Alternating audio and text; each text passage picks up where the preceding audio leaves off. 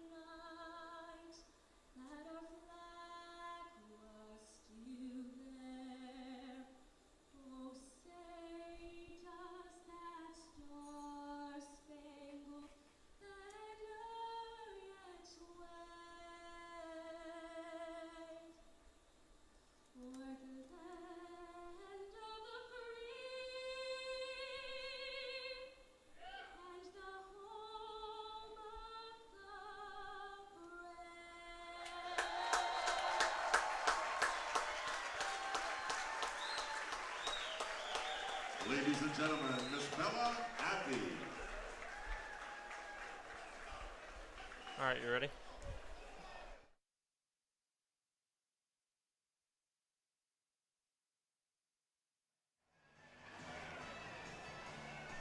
HiToms Baseball is on the air live from Holly Springs, North Carolina. It's HPT getting ready to take on the Salamanders in the start of a 2-game road trip as the HiToms look to continue their perfect start in the second half of CPL play. Hi everyone, Will Trubshaw here along with my partner Andrew Selliver. We're ready to go. We hope you're ready to go for this game. It is a beautiful night, a beautiful ballpark here as the HiToms look to make it 2-0, and they face another team that finished near the top of the standings in the Eastern Division of the CPL to end the first half. Yeah, well, it's a very good Holly Springs squad, and this Holly Springs squad should be contending for a playoff spot here in the second half, and this would be a great way to start it. The Salamanders have had 2 days off to start the second half, as opposed to most teams who have been in action either Monday, Tuesday, or both days, like the HiToms, who played on Monday and got the second half started with a win over an East Division foe in Tri-City 13-10, looking to make it 2 in a row against the East here tonight. HiToms were just 2-6 against the East in the regular season, and some of the highlights from that win over Tri-City, we got them right here on HiTom Radio. Played for the HiToms back in 2020 as well, was part of the team during their COVID season, and he turns on one out to left field. That ball is given a ride, and it's gone! Eric Grint's 3-run bomb, and the HiToms take the lead. Well, they talked about Eric Grintz as a guy that's huge for this team because he can sit in the middle of the lineup and he has plenty of power. We saw 2 extra base hits, both doubles on Saturday, in a 3-for-4 first night as a HiTom. And how about this? A 3-run blast to give HPT the lead in the first.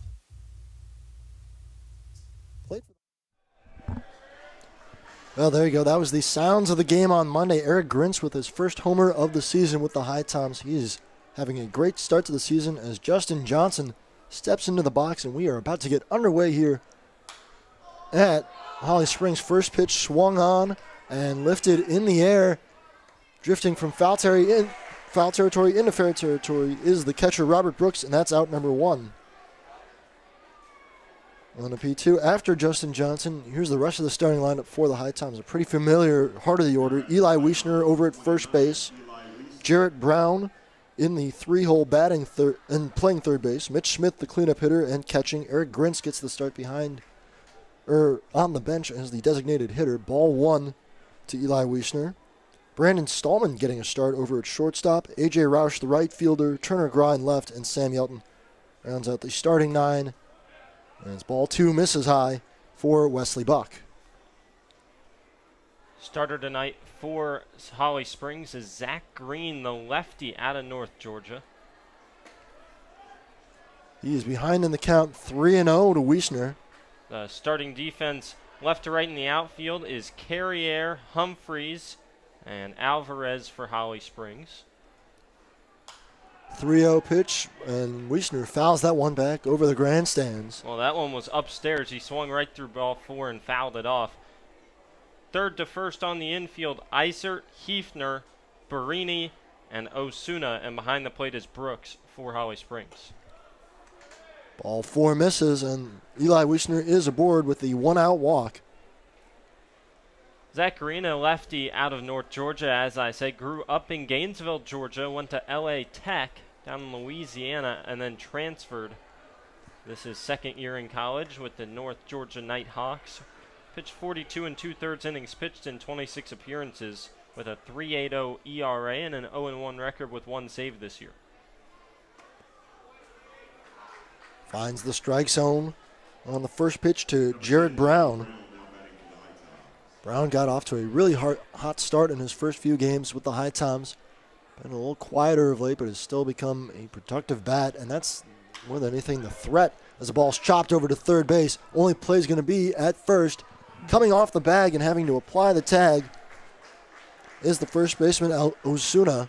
So that moves Eli Wiesner over to second base. That was a one-hopper to Isert at third, and his throw was a little off the bag, but Osuna wisely coming off the bag and getting out number 2 with the glove. So that brings up Mitch Smith catching tonight for the HiToms. He spells Eric Grintz, who was the backstop on Monday. And ball 1 kicks up some rubber pellets as it bounces in front of the plate. An all-turf infield and, well, outfield too. The entire field is synthetic here at Ting Stadium. As ball misses outside, 1-1.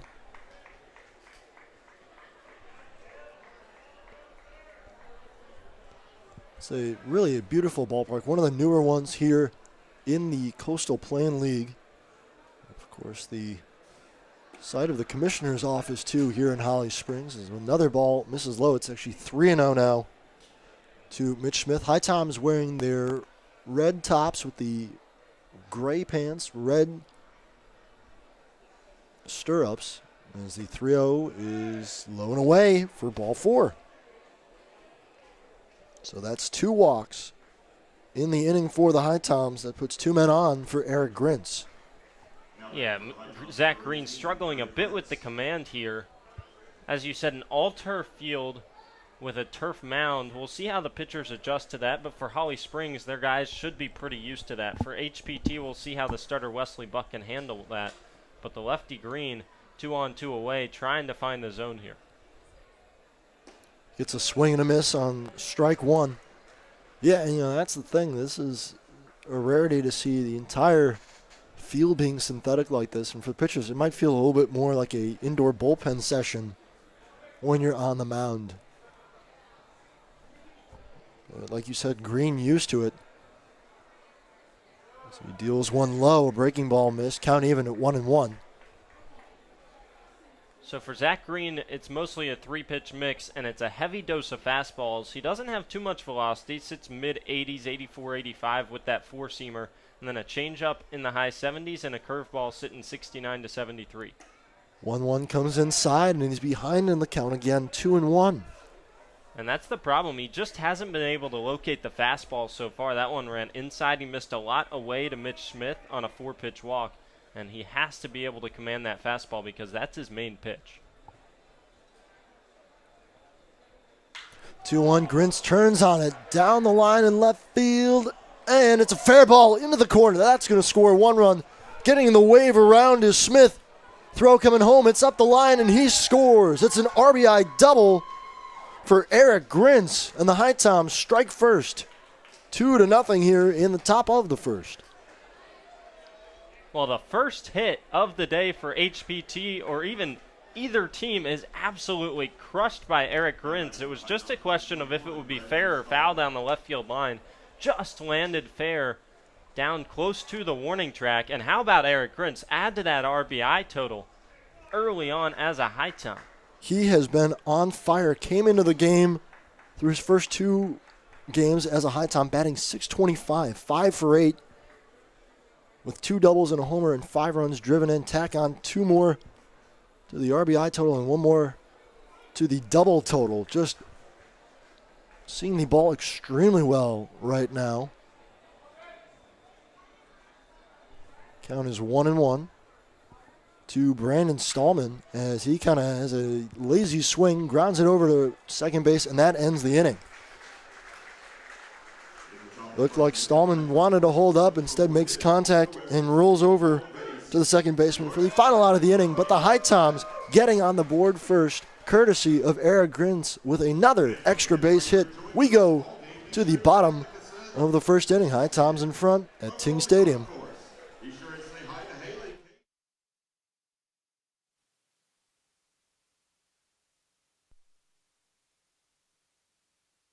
Encourage everyone to make themselves at home here in High Point. We're known as the home furnishings capital of the world. We have banked our past, present, and future highly on this industry. We have lots of opportunities to entertain your family and children, so take advantage of our parks, our cultural events and activities, as well as some of our seasonal attractions. High Point has a variety of entertainment to suit your needs. Whether you're looking for the newest craft brewery here in town or some live music, come to High Point. We've got what you need. We here at High Point welcome you to make yourself at home.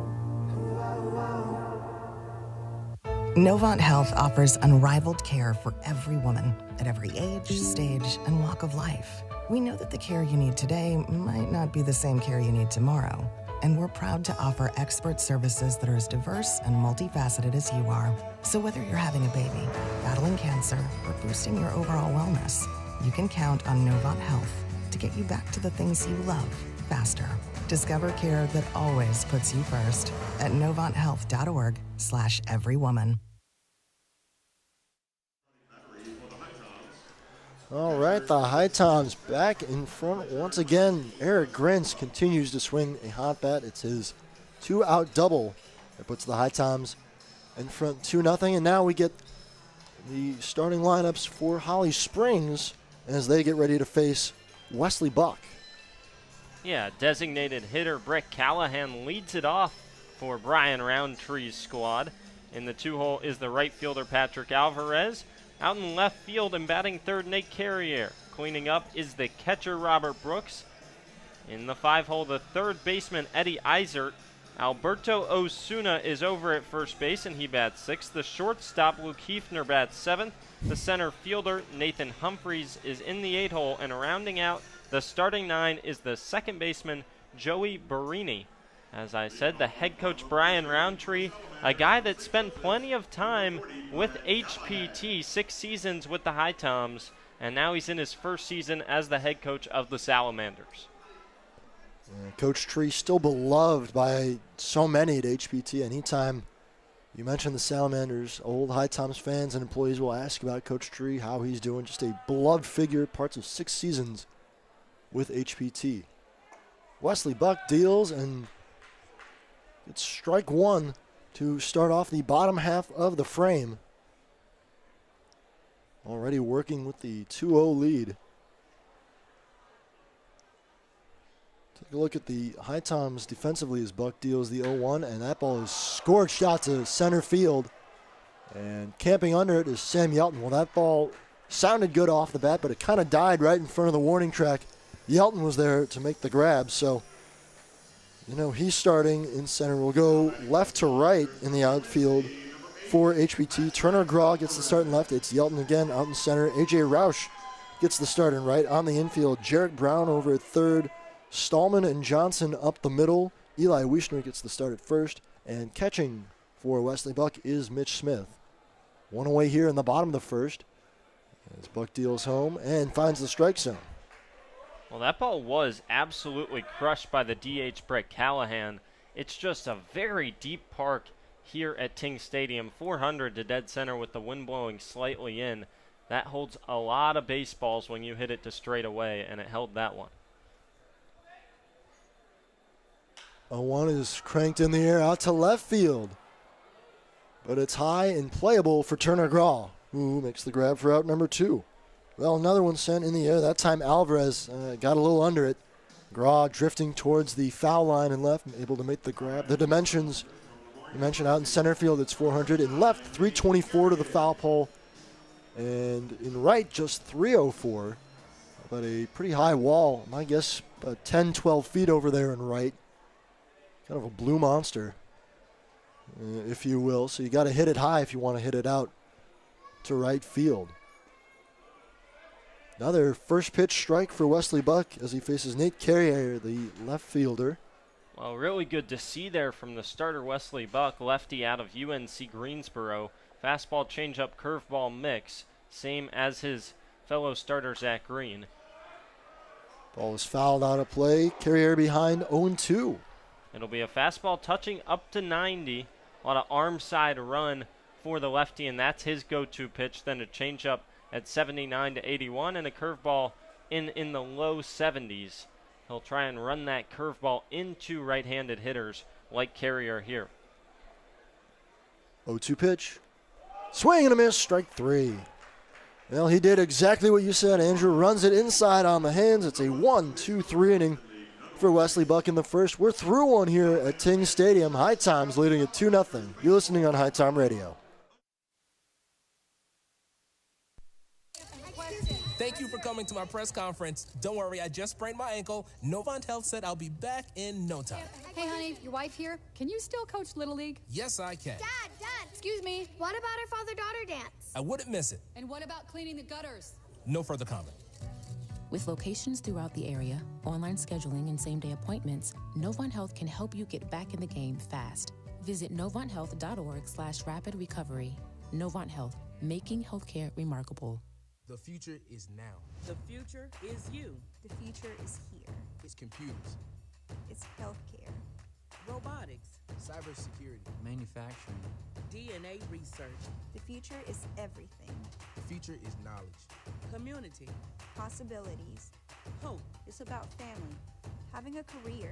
Reaching goals, finding your purpose. your passion. Believing in yourself. Davidson County Community College.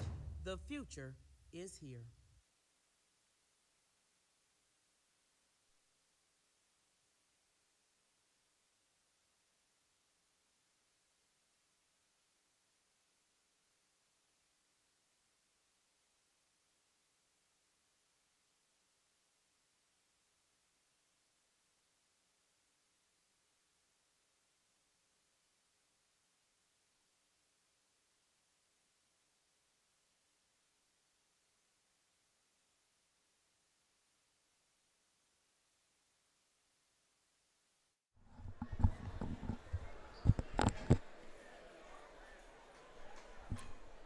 All right, second inning getting underway here. 7, 8, 9 hitters due up for the HiToms. So they look to build on their 2-0 lead. Wesley Buck going 1-2-3 in the first. Got a couple of loud flyouts and then a strikeout to end the inning. As Roush swings and misses through one, count 0-1 to him. Yeah, really solid first inning of work for Buck. Just 7 pitches needed to go 1-2-3. Yeah, it was good, and that's an encouraging sign for the HiToms, too. The starting pitching has been rounding into shape of late. As Roush lines the 1-1 pitch back up the middle and through for a base hit. Leadoff single for A.J. Roush. Yeah, very promising to see there for A.J. Roush, the redshirt freshman out of Ohio. He's been struggling of late with HPT, just batting 154 coming into today in 16 games played, but gets on base there, and that's huge because he is a big threat on the base pass, leads the team with 9 stolen bases.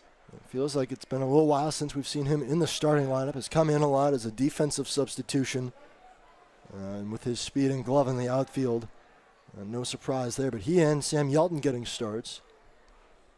Tonight, Yelton waits on deck as Turner Graw in the box. Check on Roush at first. He's back in standing. And talking of Turner Graw, a guy who's turned it on of late, struggled in his first few games with HPT, coming back from injury with Youngstown State. Found the bat recently as another pickoff throw way late at first on Roush. He's all the way up to 267 with the average, and he also a threat on the base path, 7 of 9 stolen bases, including 2 in the game on Monday against Tri-City. He has speed for days. He and Delaney have really become a potent bottom of the order for the HiToms, just in their ability to get on base and wreak havoc and turn the order over for the HiToms and then let the meat of that order do damage. 2-0 to Graw. And a breaking ball finds the zone, 2-1. Yeah, good use of the curveball there by Zach Green. You would expect fastball behind the count 2-0. Instead, he lands a beautiful breaker on the outside corner. The 2-1 is high, and that might have been a pitch out as Roush had a big lead over at first. Jumping out of his crouch was Brooks, but no throw as Roush retreated. So 3-1. HiToms no strangers to putting the hit and run on. As Graw fouls it back, and that will put it at a full count. 3-2 for the HiToms 8-hitter. Graw was right on that fastball. On the 2-1, Roush actually bluffed the go, then didn't go there. He was just stayed put at first. 3-2 is low, ball 4. Leadoff single and then a walk.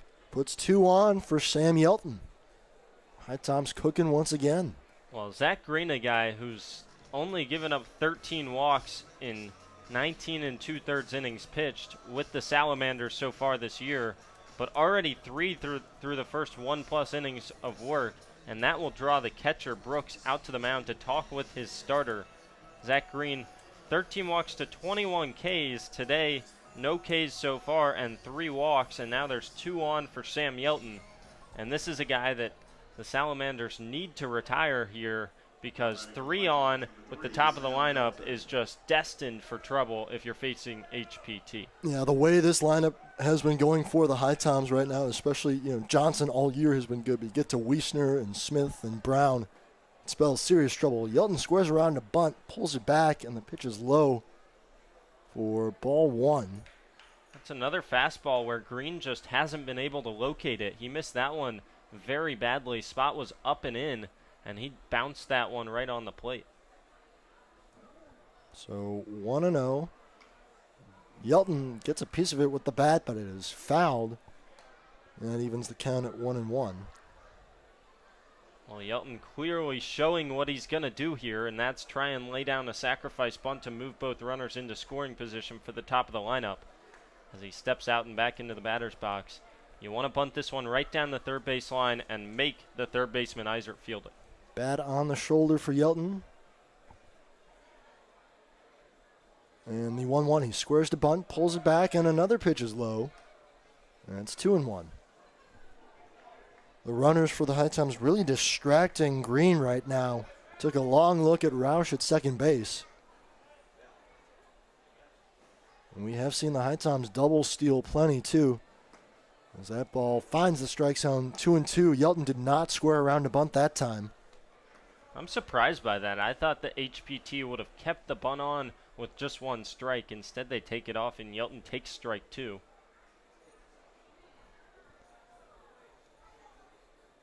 Even count pitch coming, and Yelton swings and lifts it down the left field line, but it's slicing out of play, foul. The runners were going on the pitch.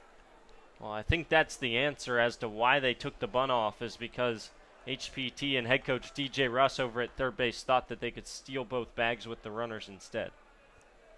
So we'll do the 2-2 again. Don't know that we'll see the runners in motion again. As Green delivers home, and Yelton laid on it, sends it into the crowd, foul. Looks like everyone's okay. That was a rocket off the bat. The netting wraps all the way around behind home plate here to the ends of the dugouts, but there are portions of the stands here at Ting Stadium that are exposed. And he's got to have their head on a swivel. 2-2 as Yelton lines one back up the middle and through a base hit. Roush held up for a second. He's coming around. The throw is just late, and he's in safely. Well, Roush held up at second to make sure the ball wasn't caught on the line. He's able to score despite holding up as DJ Russell with an aggressive send at third. And another run in, an RBI single for Sam Yelton. Well, as you said, that one was lined right up the middle. Both runners on the base pass froze on the line drive to make sure it wasn't snagged by either of the middle infielders. And I thought that would keep everybody going station to station. Instead, Roush gets the wave, and he beats the throw from the center fielder, Humphreys. Yeah, a risky play, but the throw was just a little too late as Roush able to dive in safely and beat the tag by a step or two. 1-0 now to Justin Johnson.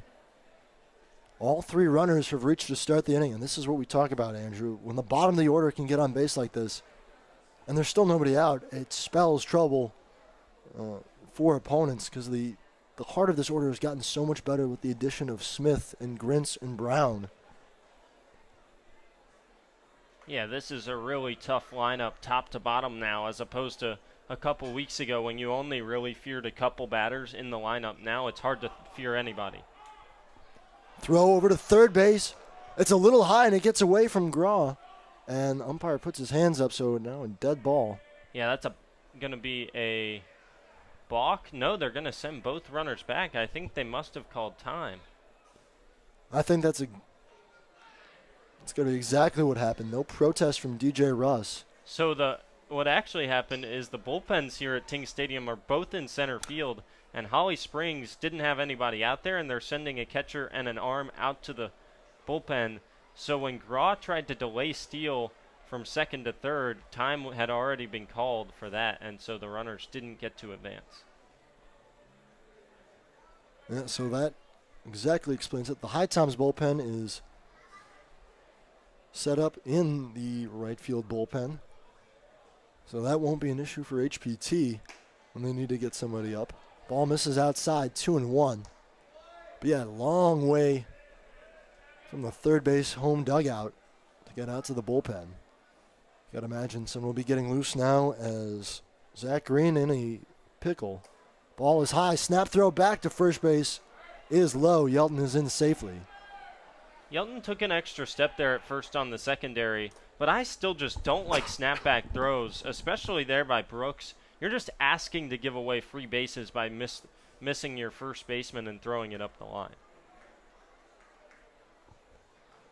It was a good block by Ozuna as Johnson's skies went into shallow right field. Out to make the play initially was the second baseman, Barini, but Humphreys, the center fielder, comes in to make the grab for out number one. Well, a big first out there of Justin Johnson with no advancement from the base runners. So Zach Green dodges one bullet there, still having to face the heart of this lineup with guys on base just one out. And he's gotten Justin Johnson now to pop out a couple times. But those have been the easiest outs so far for Zach Green. Just the first out of the second inning. One run already in for the HiToms. They lead it 3-0. Runners go. It's a double steal. The throw over to third. In time. Right on the money was the throw from Brooks. It caught Graw, who was heading to third base. He is out. 2-5 on the caught stealing. Advancing to second is Sam Yelton. Give him a stolen base. And now there's two away in the inning for Eli Wiesner. Still a man in scoring position.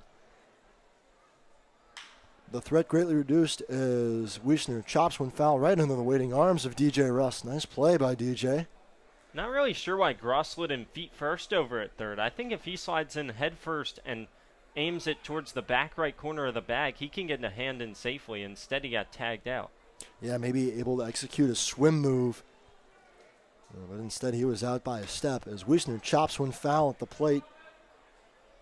It'll be a 1-2 count on him. If Zach Green could get out of this with just one run allowed, that would be a huge, huge momentum boost for the home dugout down the third base line. Yeah, I mean, really, the first three men reach in the inning without an out recorded, one run in, and you're facing the heart of the order. If you can keep it at that, that is a big win for the Salamanders. Wiesner fouls one back towards us. and the count's still 1-2. For Zach Green, he has pitched against these HiToms before in an 8-5 loss at Finch Field on June 4th. Went 4 innings pitched, gave up 5 runs, 4 earned, and got the loss that day.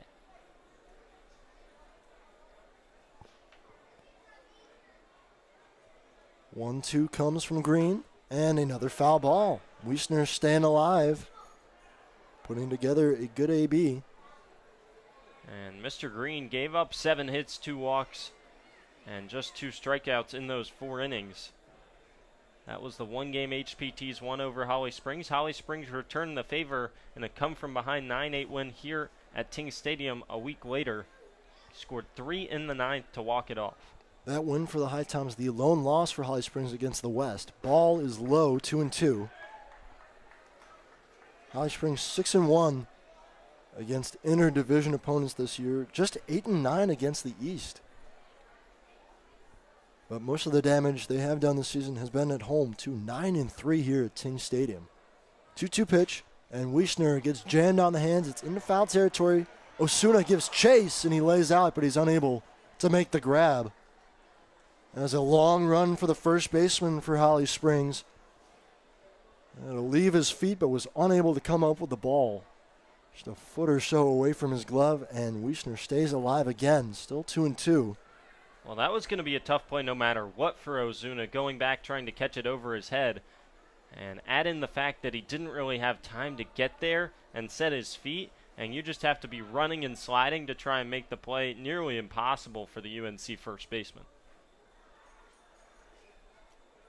2-2, but before the pitch, spinning off the mound goes Green.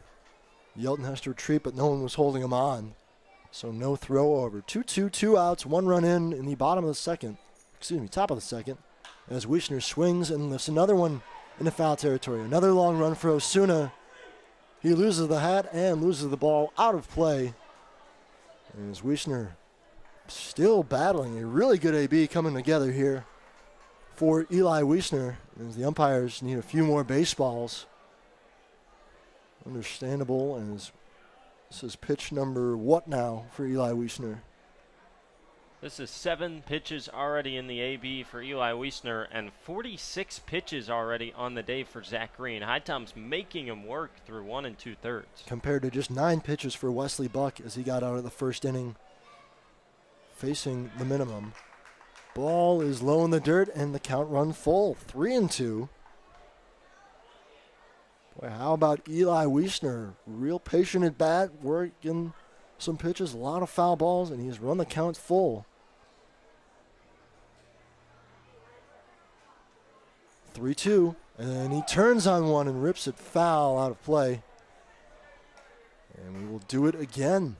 Wow, Zach Green just got really lucky. Hung a curveball up in the top half of the zone, and that's a pitch Eli Wiesner would like to deposit over the left field fence. Instead, he was looking fastball out in front of it. Just missed it. We do the 3-2 again. This time it's chopped on the infield over to third base. The throw on to first is in time, and that ends the inning. So the HiToms score 1, leave 1. They had a chance to do a little more damage, but Holly Springs escapes a jam. To the bottom of the second we go. HiToms leading it 3-0. You're listening on HiTom Radio.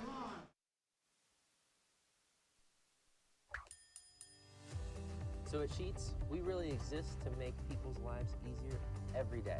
In this moment, we have a once-in-a-lifetime opportunity to connect with some of our lucky fans to help make their dreams come true. How are you? I'm Ryan Sheets. Here's a brand new truck for you, man. A once-in-a-lifetime dream vacation to Turks and Caicos. Have you ever been there? No, I've never been anywhere. A check for $25,000. This is a testament to why everybody should be at Sheets Free. Hey everyone, Andrew Selliver here. Bring your group outing to Finch Field to watch the HiToms play all summer long.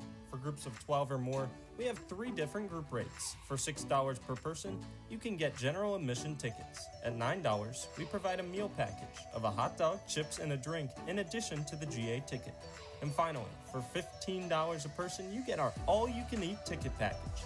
For more information on group tickets, visit our website at HiToms.com or email Zach at HiToms.com for more information.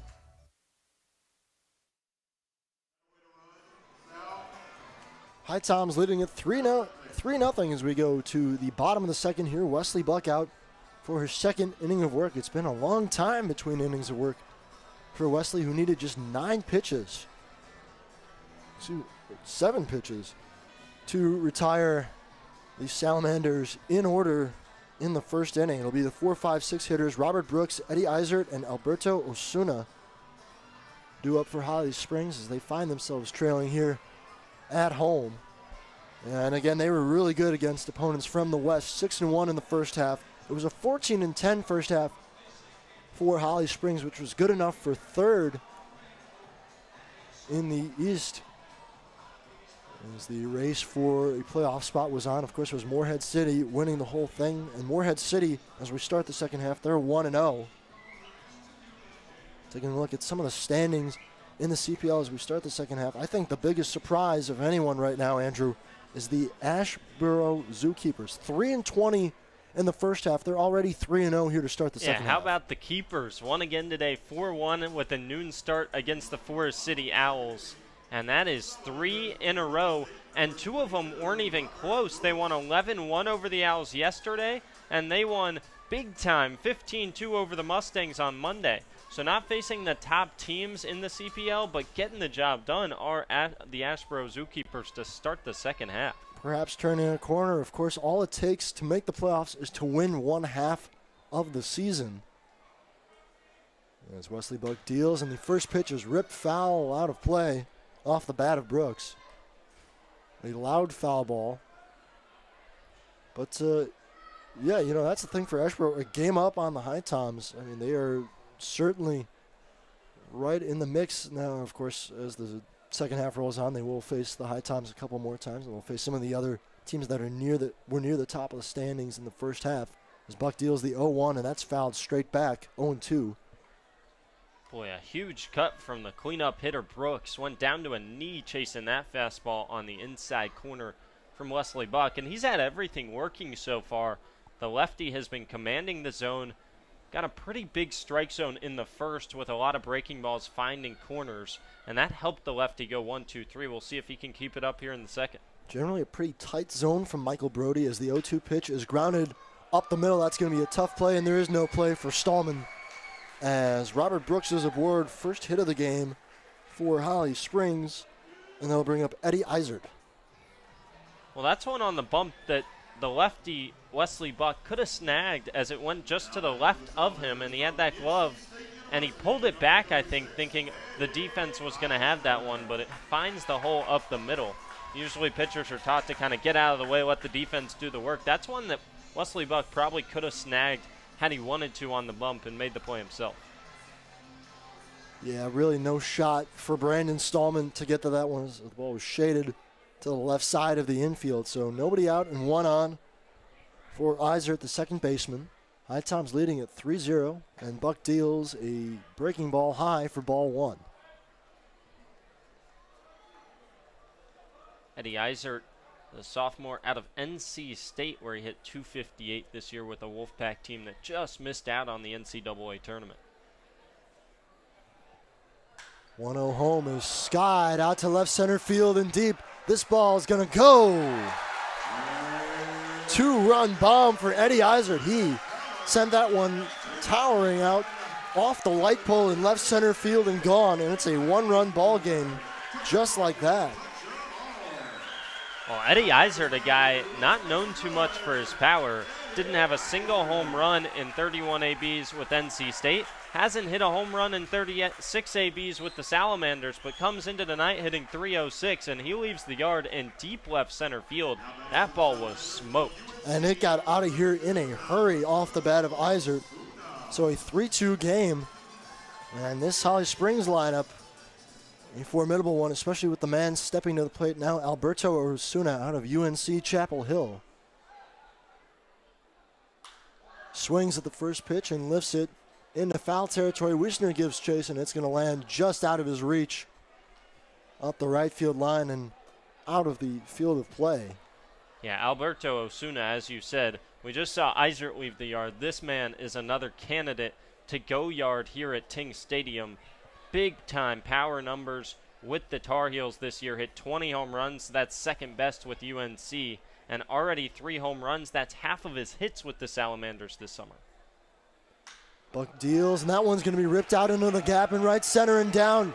One hops the wall. Osuna on his way to second, and he is in with a standing double. Another ball scorched off the bat of a Salamander. That time Osuna sending it the opposite way. And still nobody out here for the HiToms. And Holly Springs threatening right now.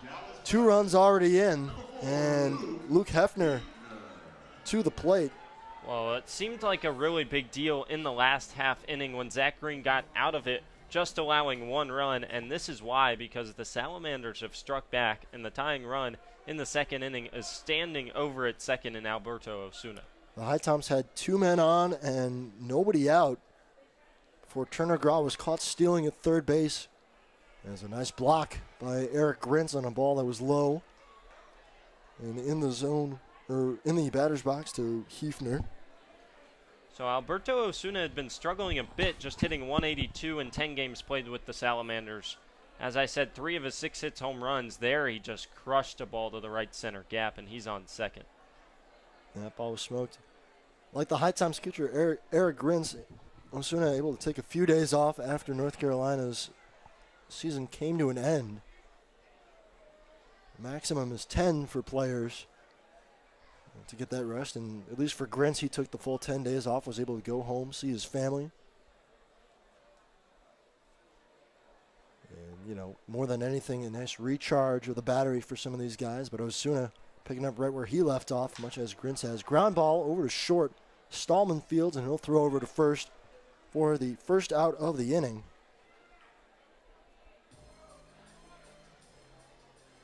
And that'll bring up Nathan Humphreys, who walks out to Gangster's Paradise. Yeah, that one was hit hard enough to Stallman that Osuna just had to stay put at second base as Stallman looked him back. So a really big first out there for the lefty Wesley Buck, because he had really quick work in the first going 1-2-3, and just as quickly in the second, the Salamanders hit him hard.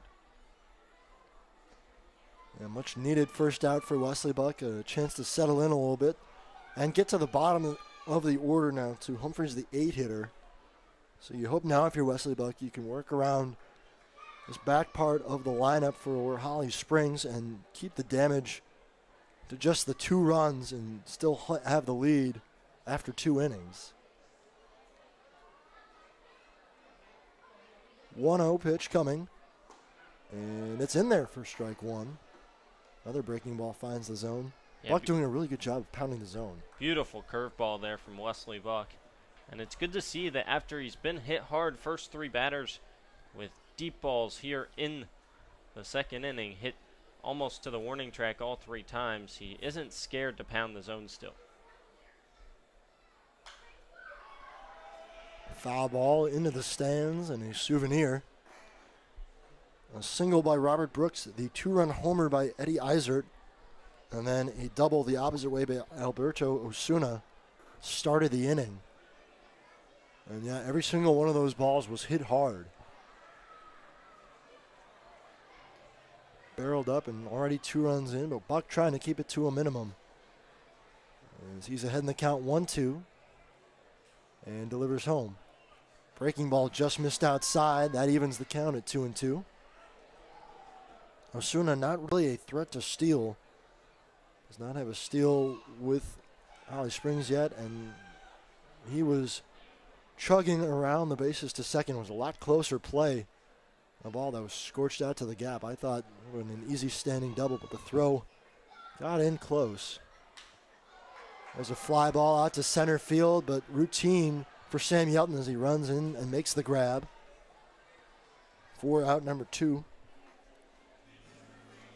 Well, that's another baseball that's hit pretty hard. It kept tailing away from Sam Yelton towards the left center gap. He made a nice running play out there.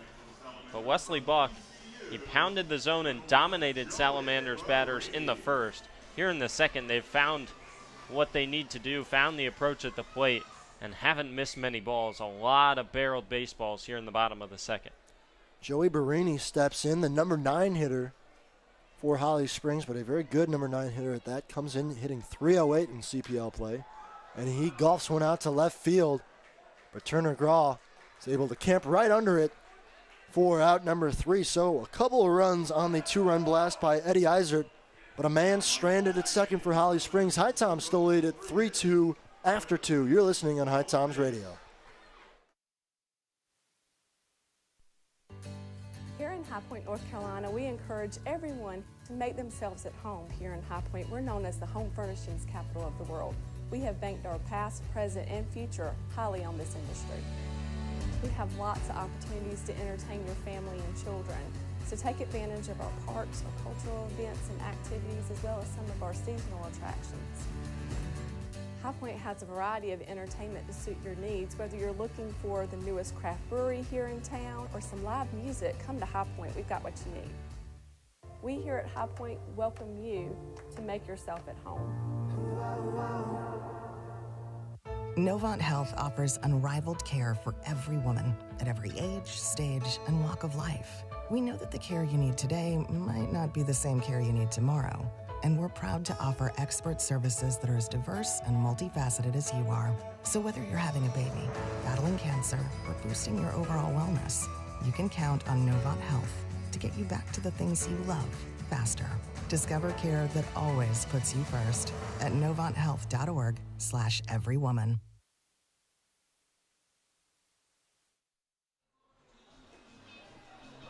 All right, already into the 3rd inning here at Ting Stadium. HiToms leading at 3-2. The Salamanders got 2 back in the bottom half of the 2nd inning.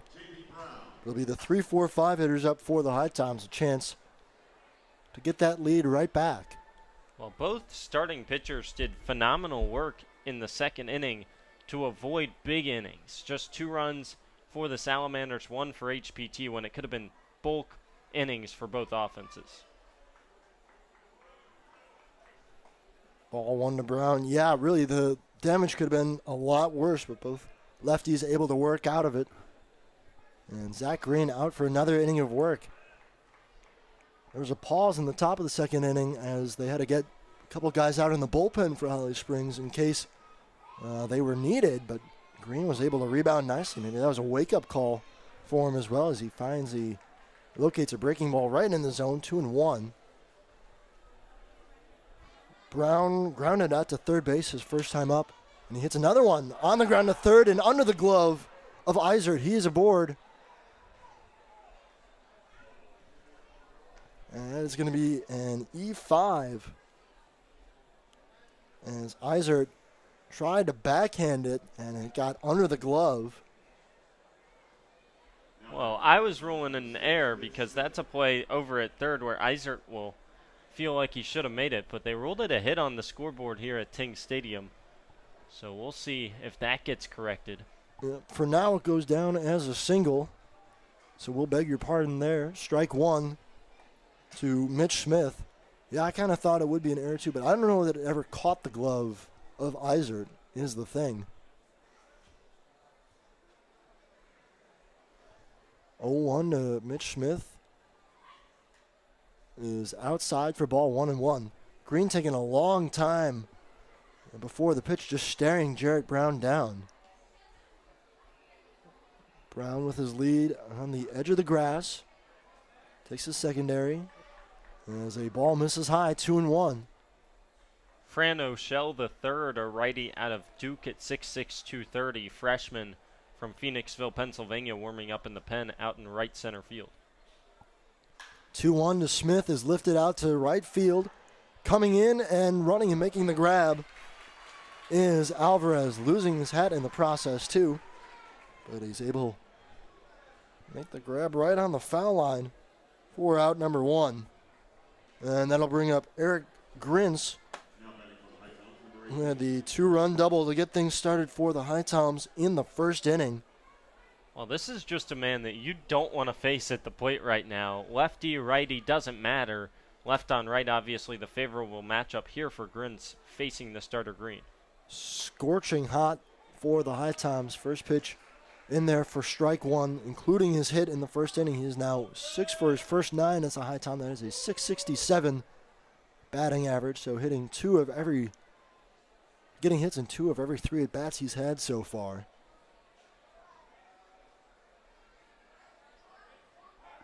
They're going to check on the runner at first, Brown.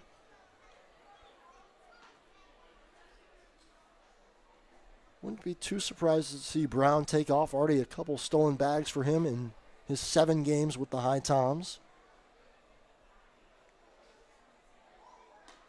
Ball missed outside, and that evens the count at 1-1. For Eric Grintz, this must be fun tonight, getting to face off against a few of his North Carolina teammates in Patrick Alvarez and Alberto Osuna, who are in right field and at first base respectively. Yeah, here in Holly Springs, just outside the triangle of Raleigh and Durham and, of course, Chapel Hill and so on. So it's a heavy North Carolina, heavy even Duke flavor, too, to the lineup for Holly Springs because it's in their backyard. 1-2 pitch, and it jams Grins. It's dropping into foul territory, just foul. Another ball, a long run for everybody down the right field. That was fair. That might be extra bases. Yeah, that was just a long run for everybody. Alberto Osuna at first, Barini at second, and out in right, Alvarez all charging on that ball as it tailed towards foul territory. Nobody had a play on that one. If it landed fair, it was at least a single. That ball is high, 2-2. As you were saying, this Holly Springs team obviously tries to get a lot of players from NC State, Duke, UNC, because those are the local teams and produce plenty of talent here in the North Carolina area in the ACC. Strike 3 on the inside corner. Grins had to pull his hands in. It was over the plate enough, and that is a strikeout looking for the HiToms designated hitter. It brings up Brandon Stallman with a man on and two outs. Well, Eric Grins certainly didn't like it, looked inside, but that inside strike has been there all night so far. Strike 1 to Stallman. Yeah, it has. The left-handers on the mound getting rewarded for pounding that inside corner. Feels like we've seen very similar stuff from both Buck and Green, too. A lot of breaking balls. Really painting him on that outside corner. Pitch rides outside. That time 1-1 to the left-handed hitting Stallman. Yeah, that time with the changeup. And it's for two different reasons, really. Zach Green just couldn't find the fastball, couldn't locate it. Whereas Wesley Buck in the second inning, that fastball was getting destroyed early on. That time, a pitch right over the heart of the plate. Stallman looked like he was backing away from it. And the count to him 1-2. That time's got the leadoff man on with a Jarrett Brown single, but they're in danger of stranding him here. 1-2 pitch is roped and caught at second base by Barini. What a play by Joey Barini. That ball looked like it was ticketed for right field, but he timed his jump perfectly and robbed Brandon Stallman of a line drive hit. So one man left stranded for HPT. Nobody scores. We go to the bottom of the third, 3-2 HiToms.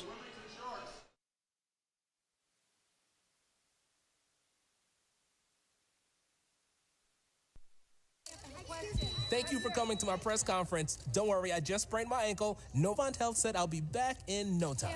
Hey, honey, your wife here. Can you still coach Little League? Yes, I can. Dad, excuse me. What about our father-daughter dance? I wouldn't miss it. And what about cleaning the gutters? No further comment. With locations throughout the area, online scheduling, and same-day appointments, Novant Health can help you get back in the game fast. Visit novanthealth.org/rapid recovery. Novant Health, making healthcare remarkable. The future is now. The future is you. The future is here. It's computers. It's healthcare. Robotics. Cybersecurity. Manufacturing. DNA research. The future is everything. The future is knowledge.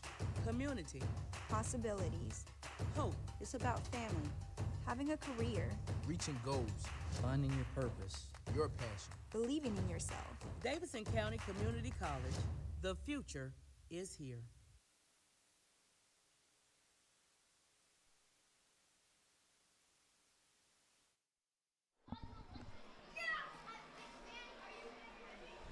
Bottom of the third on HiToms Radio. Will Trubshaw and Andrew Sullivan with you here live from Ting Stadium in Holly Springs, North Carolina. HiToms up 3-2 in this one as Wesley Buck comes out for inning number 3 of work. And he's been really good, save for a 2-run homer that he surrendered. That's the only damage he's allowed. And it's been a close game and good pitching on both ends. But Buck, another solid start here for HPT. As again, the starting pitching rounding into form for the HiToms.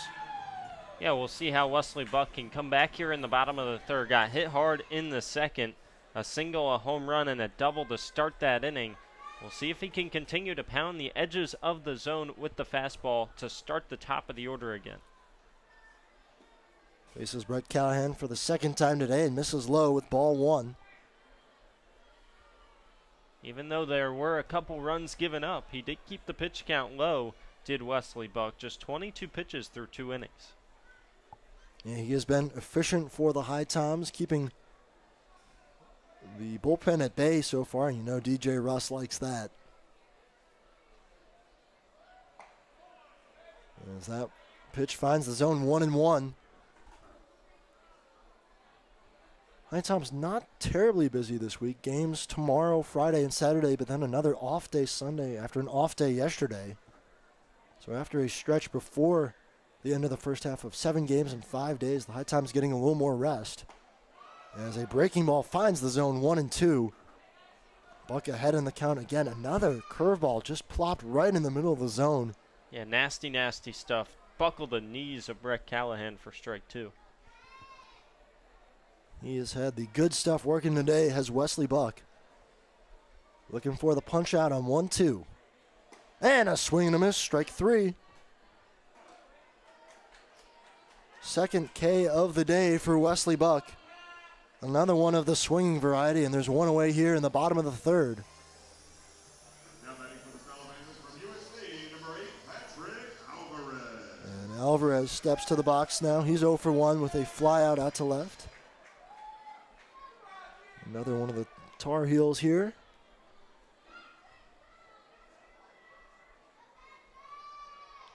Holly Springs just outside of Raleigh, suburban Raleigh we're in right now.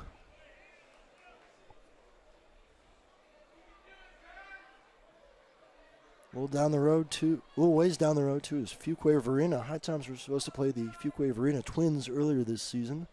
The game got rained out as Buck finds the strike zone and evens the count at 1-1. Alvarez, through his first 3 games with the Salamanders, came in batting .400, already driven in 5 runs. Much like his teammate Alberto Osuna, doing a lot of damage in a short amount of time since coming over from UNC. Ball misses low, 2-1. And again, when you see the performance of Alvarez and Osuna, and for the HiToms, Eric Grintz, you can kind of understand why North Carolina made a run in the college championships, in the College World Series.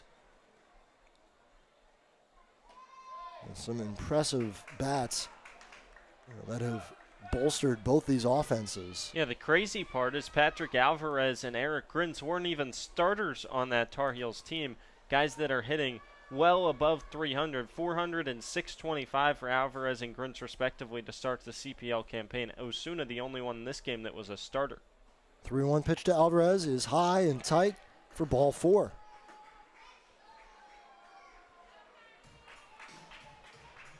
One on, one out for Nate Carrier. Well, that's just the first walk of the night for Wesley Buck, and that's a pretty solid sign for HPT because those were the issue in his most recent start and only start in CPL play coming into tonight against Wilmington last Thursday, where HPT got dominated 10-1. In 3 innings, he walked 4 batters and only struck out 1. Gave up just 3 hits but 4 runs. Surprisingly, all 4 unearned on a 2-out error in the 3rd, and all 4 came in after that error. So he pitched around a lot of base runners that night in those 3 innings, but still managed to hold off the earned runs. Gave up 4, though, and that was what initially put HPT behind, so he gets credited with the loss that night. That's always tough when it's an error that does you in, and like you said, an uncharacteristic misplay by Justin Johnson that led to 4 runs coming in that inning and really changed the dynamic of the game. Would have been a much closer game were it not for those 4 unearned runs. That's the way it goes sometimes, and so far Wesley Buck having a really nice bounce-back effort. Already more strikeouts than his last appearance with the 2. Checks on the runner again.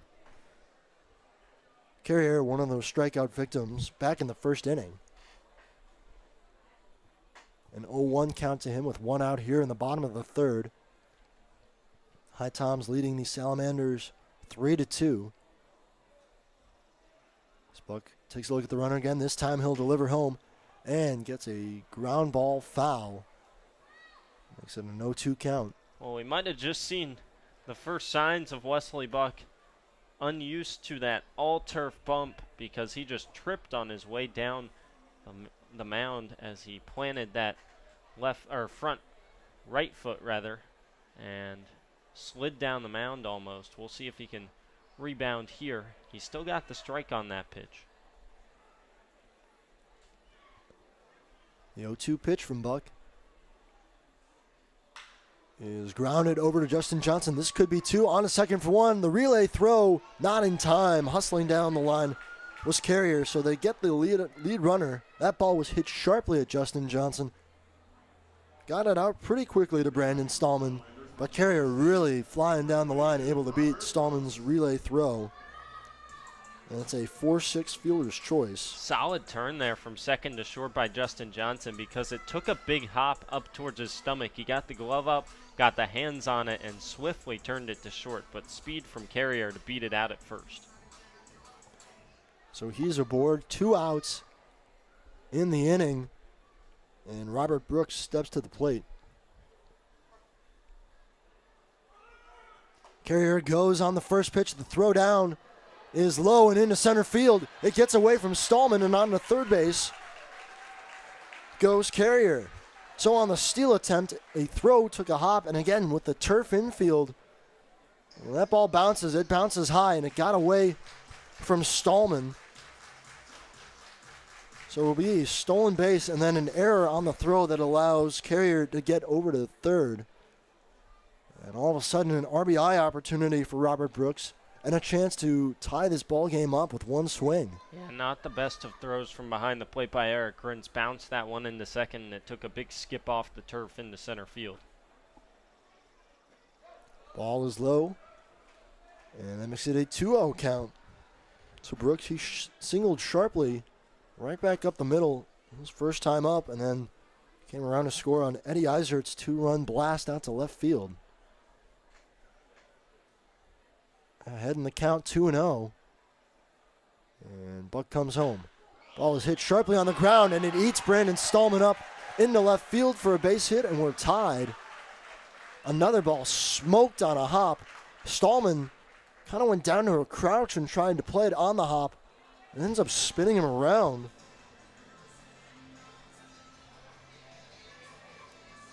And that goes as a hit. Another ball smoked on the ground by Robert Brooks. He's 2 for 2. We're starting to see some symptoms of HPT struggling here on the turf infield. Obviously used to Finch Field where it's all grass and dirt, and it skips a little bit quicker and higher off this turf at Ting Stadium. Another one there that just jumped over Brandon Stallman's glove. We've seen some balls take funny hops at Finch Field, but nothing quite like this. You hit the ball hard on the ground here, it can bounce like a fungo. 0-1 to Eisert, who got the Salamanders on the board in the 2nd with that 2-run homer. And now if he can duplicate that effort, he can give his team the lead. behind on the count, though, 0-2. Big pitch coming from Wesley Buck. The man on first, it's Brooks, already driven in a run to tie this ball game. And the 0-2. Swing and a miss, strike 3. So an error hurts the HiToms as a run comes in to score. It's all tied at 3 after 3 innings of play. Andrew Sullivan going to take over for the middle part of the game when we return on HiTom Radio.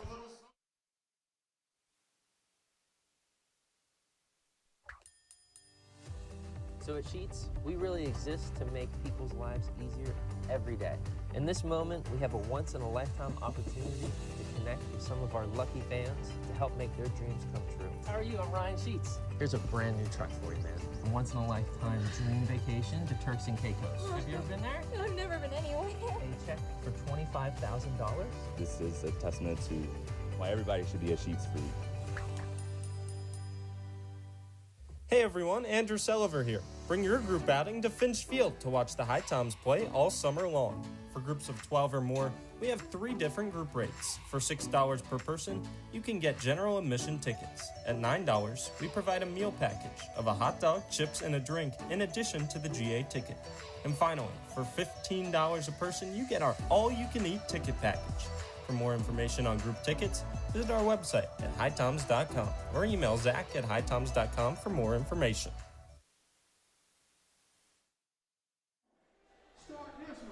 Welcome back to HiTom Radio's presentation of HiTom Baseball. Andrew Sullivan with you alongside Will Trubshaw from Dick Sears Field and Ting Stadium, as it's a 3-3 tie through 3 between the HiToms and the Salamanders. Last game of the regular season between these two foes. East versus West matchup tonight.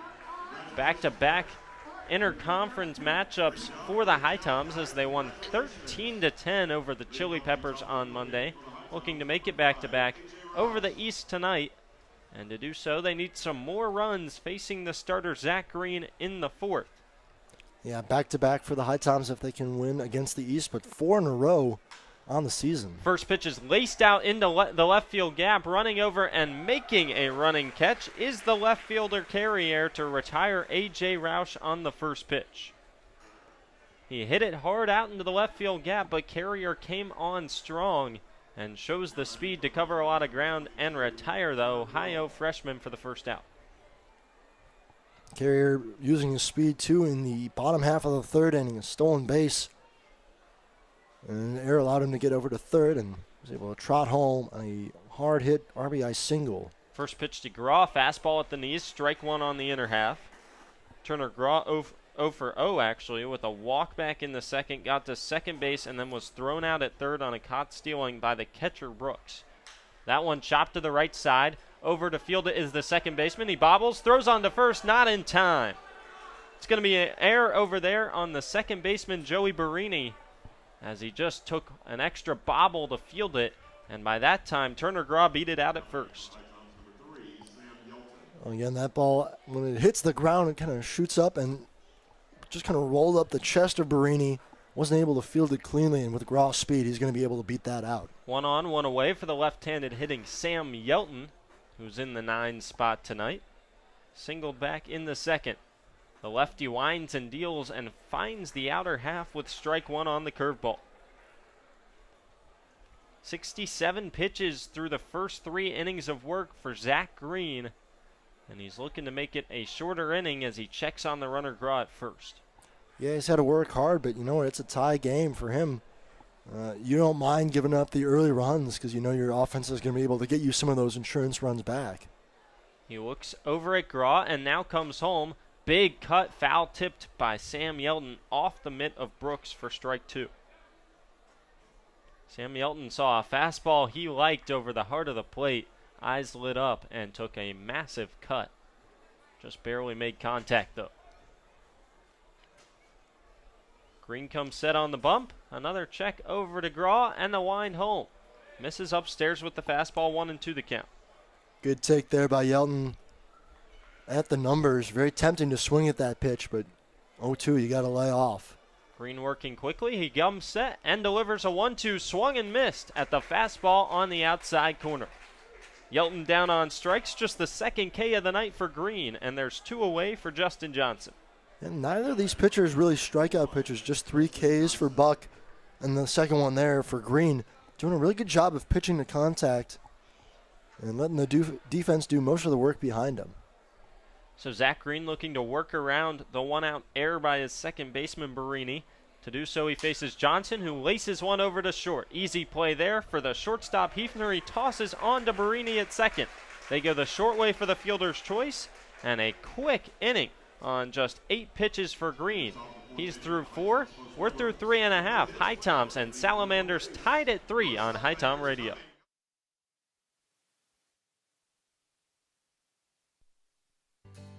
Here in High Point, North Carolina, we encourage everyone to make themselves at home here in High Point. We're known as the home furnishings capital of the world. We have banked our past, present, and future highly on this industry. We have lots of opportunities to entertain your family and children. So take advantage of our parks, our cultural events and activities, as well as some of our seasonal attractions. High Point has a variety of entertainment to suit your needs. Whether you're looking for the newest craft brewery here in town or some live music, come to High Point. We've got what you need. We here at High Point welcome you to make yourself at home.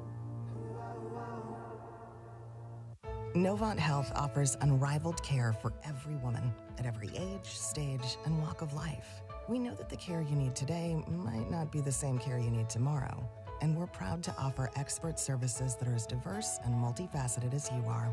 So whether you're having a baby, battling cancer, or boosting your overall wellness, you can count on Novant Health to get you back to the things you love faster.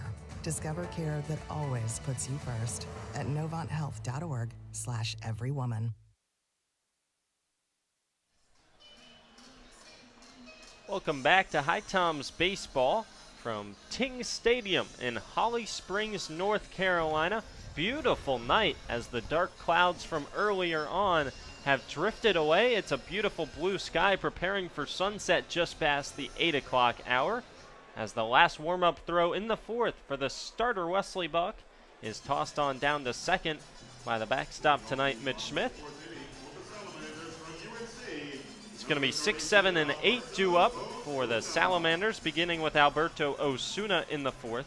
79 degrees, feels like 83 in Holly Springs. Lights are on. Sun's starting to go down here in the middle of the Tar Heel State.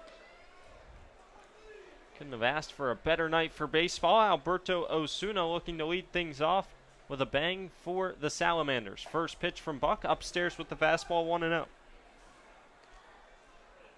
Yeah, Osuna is certainly a guy who can start the inning off with a bang. Doubled back in the second. And that ball, one hop the fence to the opposite field. Yeah, it was scorched over into the right center gap. Buck comes set and delivers home. That one fouled back to the netting. Count even at 1-1. For Wesley Buck, he works just out of a stretch the whole time. He speeds it up a little bit with runners on base, but no big wind-up move with no base runners for the lefty. Trying to get back on the track here after giving up 2 in the second and 1 in the third, as Holly Springs is tied it at 3. The 1-1, big cut at the changeup, 1-2. Yeah, that's the one thing about power hitters. Sure, Ozuna hit 20 home runs, but they're going to be aggressive too. They want to make contact. They want to hit those home runs. So if you can bury stuff inside, which Buck is so adept at doing, you're going to get a lot of swing and miss. The 1-2 from the lefty, laced up the middle into center field. A leadoff single for Alberto Osuna as the lefty Buck spun out of the way of that one. Another screamer off the bat of the Salamanders' first baseman. And it's a couple times Wesley Buck's had to show off the footwork. Some line drives hit right back at him.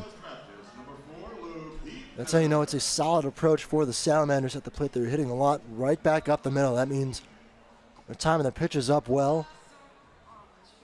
So now it's Luke Hefner from the left side, left on left, with the leadoff man and Ozuna on at first. Hefner comes into tonight batting .303 with the Manders in 11 games played. 10 hits in 33 ABs. He squares around a bunt and pulls it back on a first pitch low and inside for ball 1. He has 2 extra base hits, 1 double, 1 home run. 0 for 1 tonight with the ground out to short. 6 RBIs, 4 walks, 7 Ks for the freshman out of Dallas Baptist. Looking to keep the rally going here in the 4th after a leadoff single. Shows bunt again, and a fastball upstairs from Buck, 2-0. Well, the Salamanders are willing to give you an out here. If you're Wesley Buck, you need to find the zone and at least take the out on the sac bunt. Yeah, you know, if the HiToms play this right, I think there's a chance they could turn too. If the bunt is hit hard enough, you got Jared Brown in on the infield grass. Might be able to get it over to second base and get Ozuna. 2-0 pitch, bunted back to the pitcher. Buck turns around, only play at first, and he makes it with a strong throw over to Eli Wiesner, who was covering the bag. So Hefner saw that Jarrett Brown was so far in down the third base line. Instead, he bunted it weakly back to the starting pitcher in Wesley Buck. No play at second, only play at first. Osuna over to second with 1 away for the center fielder, Nathan Humphreys. That was a really well-placed bunt by Hefner. Just dead in it perfectly right in front of the plate. Nathan Humphreys, a freshman out of Dallas Baptist, like Luke Hefner, in that same class of Patriots, a team that went to the Austin Regional this year. Buck looks back at second. He comes set. Out of the stretch, the first pitch, a nasty curveball on the outer half for strike 1. That's been the bread and butter pitch for Wesley Buck tonight. Just dropping it right in the zone. Humphreys goes down the third base line to talk with his head coach, Brian Roundtree. As we said in the open, Roundtree was a head coach at the HiToms with 6 years under his belt with HPT. Led them to a 2018 runner-up finish to the Marlins. More than 170 victories. He was also a PCL All-Star coach, rather a CPL All-Star coach, 3 years in his 6 with HPT. First year as the head man here in Holly Springs, looking to get the Salamanders back to the Pettit Cup playoffs. Nathan Humphreys now ready for his AB. Behind the count 0-1, steps back into the left-hand batter's box. Buck looks in for the sign from his catcher, Mitch Smith, comes set on the bump at the numbers. The lefty looks back at second and now delivers the 0-1 home. Fastball on the outside corner, 0-2 the count. As Will said earlier, HiToms in the red uniforms, gray pants, red stirrups, red caps with the blue bills. Salamanders all white tonight. White uniforms with orange, yellow, and blue stripes on the bottom half, yellow numbers, and white pants, as well as a white and blue cap with a yellow bill. 0-2 pitch from Buck. Swung on and missed. He located a fastball off the outside corner. Humphreys chased. And on 3 pitches, the 8-hole hitter is down for the second out in the 4th. Strikeout number 4 for Wesley Buck. Last week it was 4 walks and a strikeout for him in that appearance. This time, 1 walk, 4 strikeouts. Again, the good stuff has been working for him tonight. And much better version of Wesley Buck for the HiToms. So now the 9-hole hitter, Joey Barini, with 2 away. Osuna still at second. Buck looking to strand a base runner in scoring position in the 4th and maintain a 3-3 ball game. The first pitch, curveball off the outside corner, 1-0. What a sequence to Humphreys there with the 0-1, dotted the outside corner with a fastball looking, and then extends it with a fastball just off the plate and gets a chase from Humphreys. Yeah, no, that's how you know a pitcher is locked in. Just an excellent mix of pitches from Buck. We'll see if he can work from behind the count now. 1-0 the count. Buck comes set on the bump and now turns around and runs at Alberto Osuna to chase him back to second. Neither Stallman nor Johnson were covering the bag, so Wesley Buck did his due diligence to chase Alberto Osuna back to the bag himself. Taking matters into his own hands. Usually you would just get a spin around and check. This time Buck scampered down towards second base to run him back to the bag. Now he comes home with the pitch, 1-0, curveball swung on and missed, 1-1 the count. I mean, the bottom is just dropping out of some of these curveballs. No chance for the Salamanders to hit it. And if you do, on that pitch. I mean, it's a weak grounder over to the left side. There is nothing you can do with that breaking ball. Yeah, that one dropped out of the zone below the knees as Barini swung through it. 1-1 the count to Joey Barini from the right side. The lefty Buck delivers a fastball off the outside corner. 2-1 the count. Joey Barini was 1 for 1 in the last game for these Salamanders that came on Sunday, a 14-7 win over Martinsville with a double and a run scored. Pinch hitter in that game. He's batting .308 with the Salamanders in 6 games played. A double and a triple.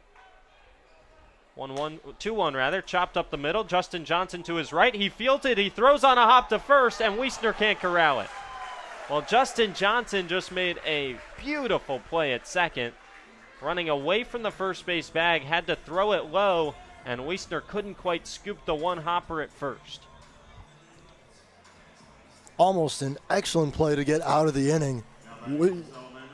Johnson did his part. Another spectacular diving stop. We've seen him make so many of those throughout this season. Like you said, the throw a little low and just a little too much for Wiesner to handle at first. They rule it a single here after the HiToms had a chance to get out of the inning with a beautiful play. Johnson did well to even keep it on the infield, let alone make it a close play with Barini at first. Now they're at the corners. Osuna at third, Barini at first. Top of the order for Callahan. 2 away, chance to give the Salamanders their first lead, and he skies the first pitch on the infield. Justin Johnson calls everybody off behind the second base bag. He makes the play on the edge of the outfield green turf, and Wesley Buck strands 2 and keeps it tied through 4 at Ting Stadium. You're listening to HiTom Baseball on HiTom Radio.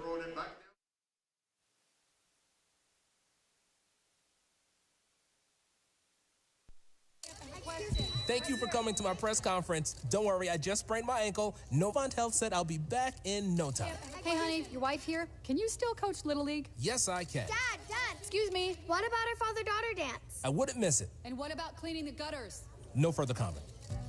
With locations throughout the area, online scheduling, and same-day appointments, Novant Health can help you get back in the game fast. Visit novanthealth.org/rapid recovery. Novant Health, making healthcare remarkable. The future is now. The future is you. The future is here. It's computers, It's healthcare. Robotics, cybersecurity, manufacturing. DNA research, The future is everything. The future is knowledge. community, Possibilities. hope, It's about family, having a career, Reaching goals, finding your purpose, your passion. believing in yourself. Davidson County Community College. The future is here. Back here on HiTom Radio, Will Trubshaw will take you through our first CPL scoreboard update of the night. Yeah, thanks, Andrew. Well, we talked about it earlier. The Asheboro Zookeepers, the hottest team in the CPL. They were winners 4-1 over the Forest City Owls. That gives them 3 wins to start out the second half, and Forest City falls to 1-2 in second half play. HiToms and Holly Springs, of course, knotted up at 3 here at Ting Stadium.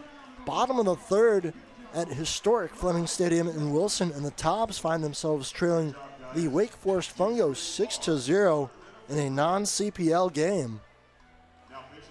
Toms came close to winning the first half, but ended up a couple of games behind the Morehead City Marlins.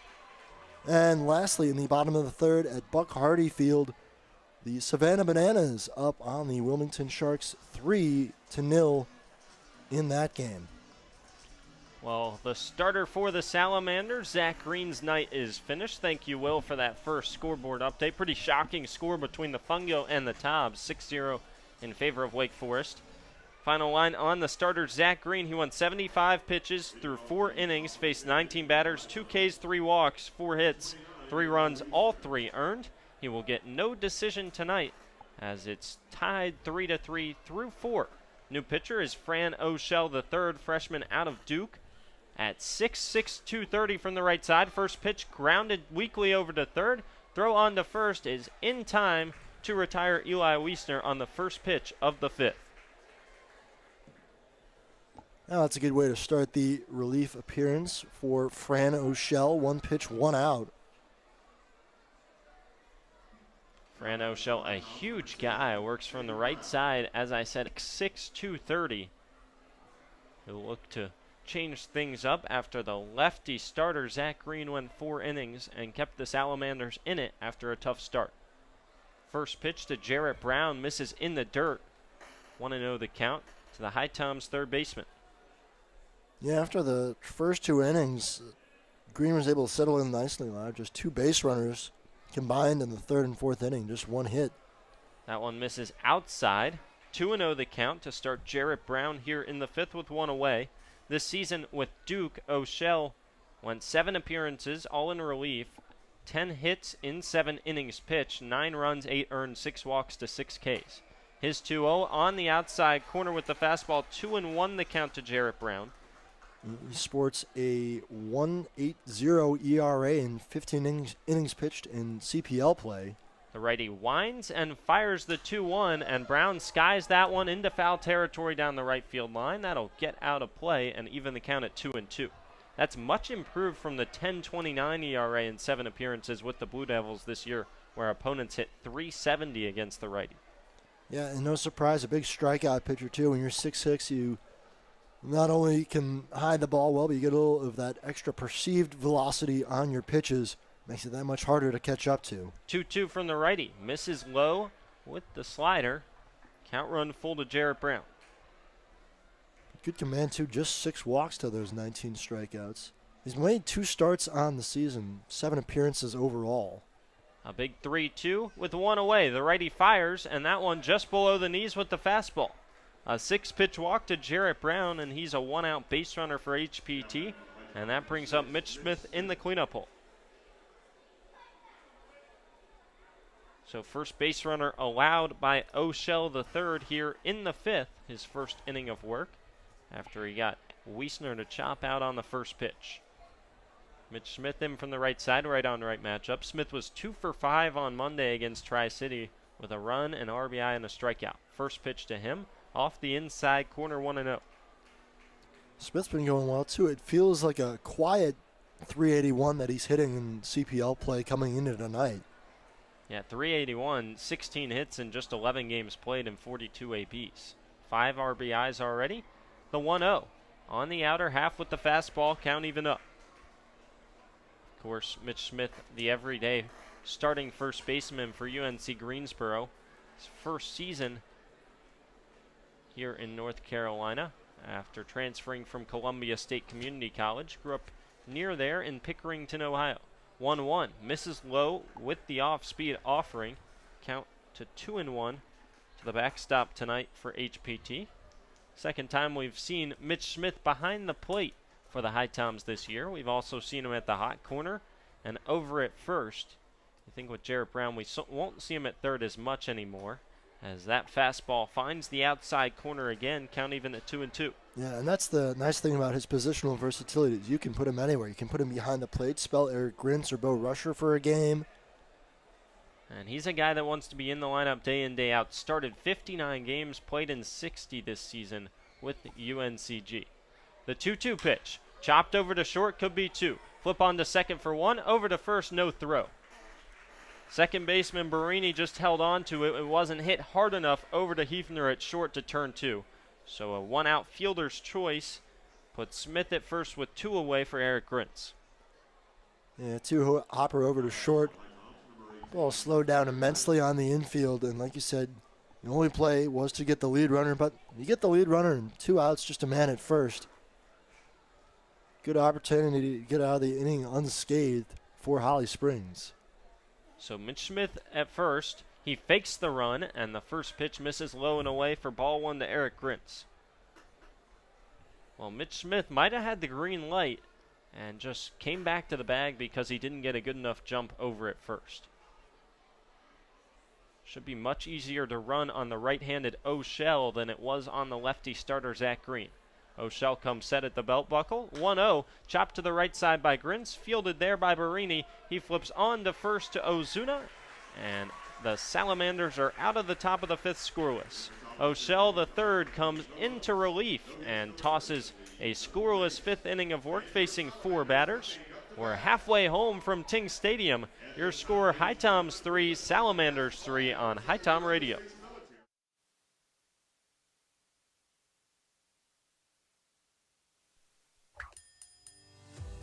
So at Sheets, we really exist to make people's lives easier every day. In this moment, we have a once-in-a-lifetime opportunity to connect with some of our lucky fans to help make their dreams come true. How are you? I'm Ryan Sheets. Here's a brand new truck for you, man.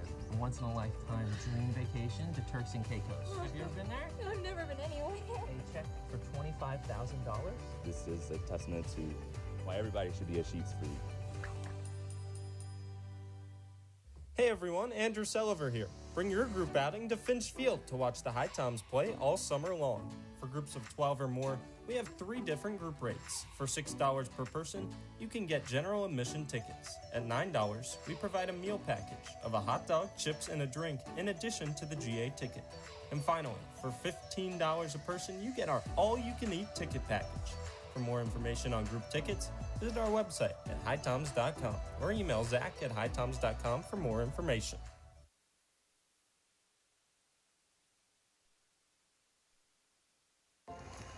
Your first HiToms baseball game, sweetie. I'm ready. Now, our player over there is called the pitcher. Right. He simplified his delivery mechanics in the off-season, so hold on to your Pepsi. His fastball's a beast. Speaking of Pepsi, want one? Yes, Pepsi's nuanced flavor profile is ideal for HiToms baseball. Honey, when I said you had to do your homework before the game, I meant your real homework. Noted for next time. Pepsi and HiToms baseball. Game on.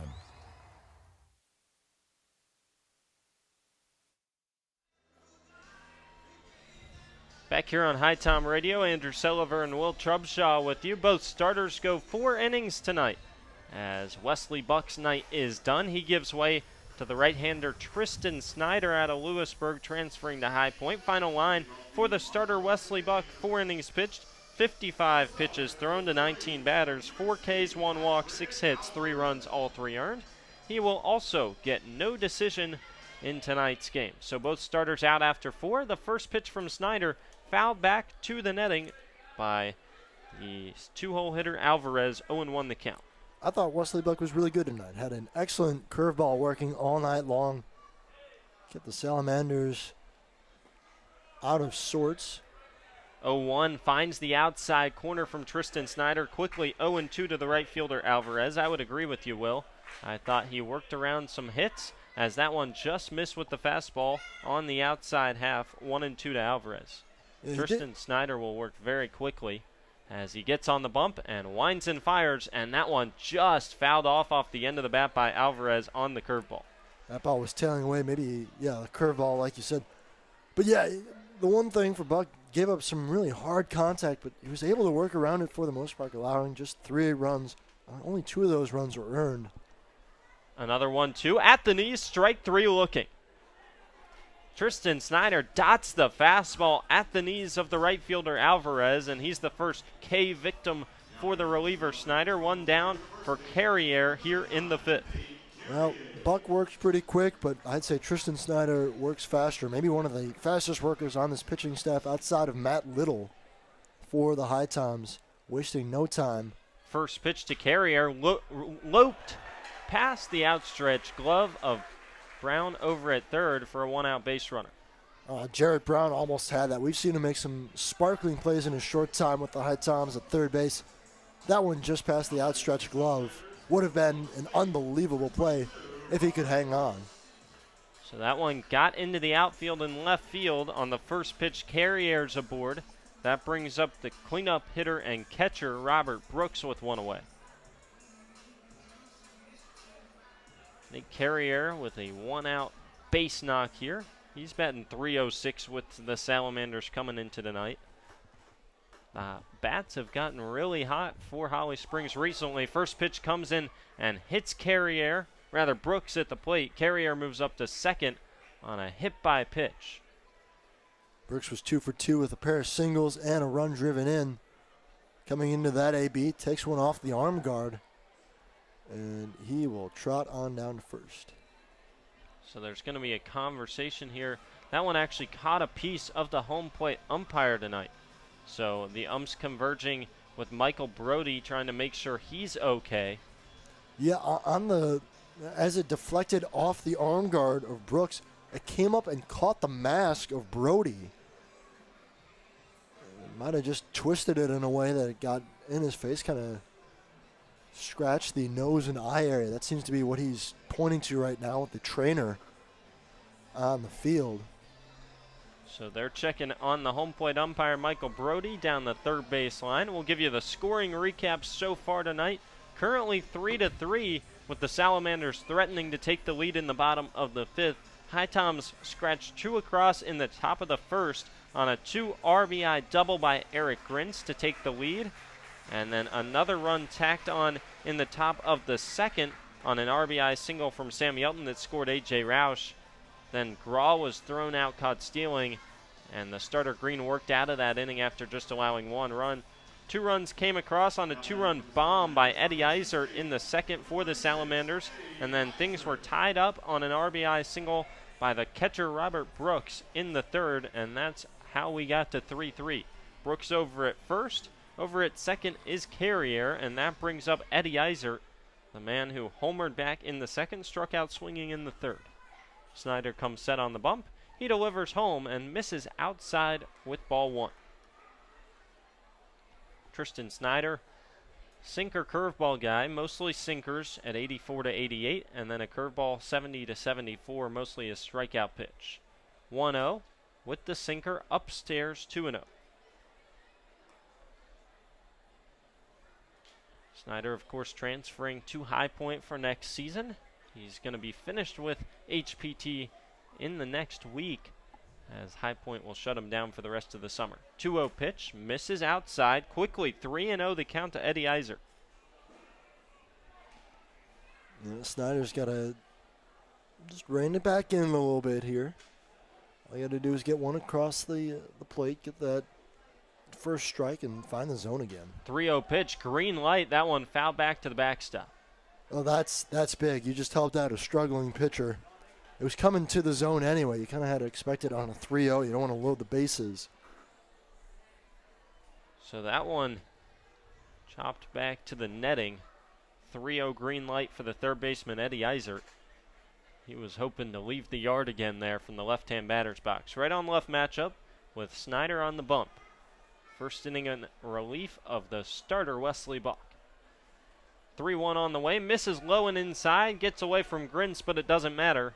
Everybody moves up 90 feet, and they're loaded with 1 away for Alberto Osuna. Just 1 walk by Wesley Buck in the first 4 innings for the starter. Now Tristan Snyder comes on. He hits a guy and walks a guy, as well as a single by Carrier. They're loaded with 1 away, and that brings DJ Russ to the mound. Yeah, we're not going to see a pitching change at the moment, but the HiToms got a man getting loose right now. And again, we figured this might be a short outing anyway for Tristan Snyder. He's got to pitch again on Friday. For Tristan Snyder, he's coming off 2 innings to close it out against Lexington County back last Saturday to end the first half in a 9-8 win.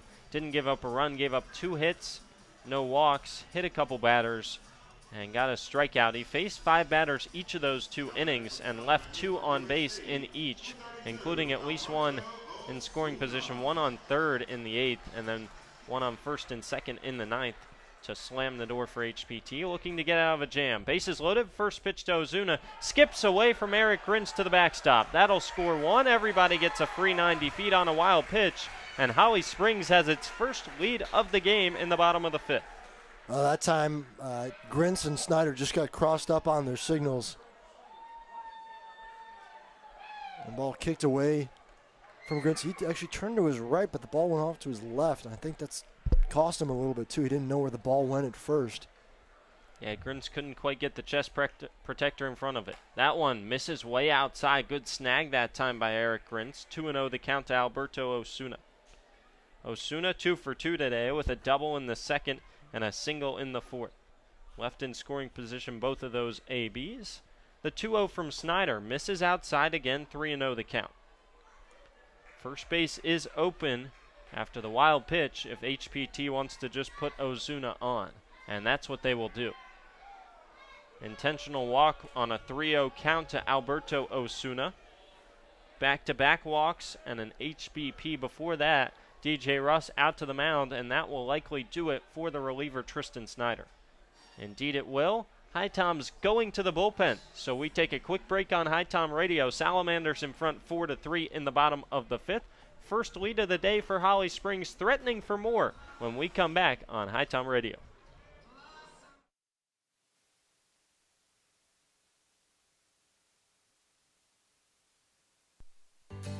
Here in High Point, North Carolina, we encourage everyone to make themselves at home here in High Point. We're known as the home furnishings capital of the world. We have banked our past, present, and future highly on this industry. We have lots of opportunities to entertain your family and children. So take advantage of our parks, our cultural events and activities, as well as some of our seasonal attractions. High Point has a variety of entertainment to suit your needs. Whether you're looking for the newest craft brewery here in town or some live music, come to High Point. We've got what you need. We here at High Point welcome you to make yourself at home. Novant Health offers unrivaled care for every woman at every age, stage, and walk of life. We know that the care you need today might not be the same care you need tomorrow, and we're proud to offer expert services that are as diverse and multifaceted as you are. So whether you're having a baby, battling cancer, or boosting your overall wellness, you can count on Novant Health to get you back to the things you love faster. Discover care that always puts you first at novanthealth.org/everywoman. Back here in the bottom of the 5th, new pitcher for HPT is the lefty out of Loyola, New Orleans, Steven Still. Still looking to work out of a jam caused by Tristan Snyder, who comes in for the starter Wesley Buck in the bottom of the 5th and just retires one batter. It went backwards K to Alvarez, then a single for Carrier, hit by pitch to Brooks, and back-to-back walks to Eisert and Osuna, the latter being an intentional walk after a wild pitch freed up first base, and on 3-0, the HiToms decided not to throw a pitch to the power hitter out of UNC. So that'll bring up the shortstop Hefner. Steven Still in, Snyder out. 1-1 the record for Steven Still. 9.00 the ERA, and 2 appearances, 1 start. 5 innings pitched total, 5 strikeouts, 1 walk, and 10 hits. Most recently was the start against Forest City, where he went 4 innings, 3 runs, 3 earned, 6 hits, 1 walk, 4 Ks, and got the win that day in a 5-4 victory for HPT. The lefty looks in for the sign from Mitch Smith. Left-on-left matchup. He rocks and fires. First pitch at the knees to Hefner for strike 1. Big spot here for Luke Hefner. Chance to extend the 4-3 lead for Holly Springs. Bases juiced, 1 away.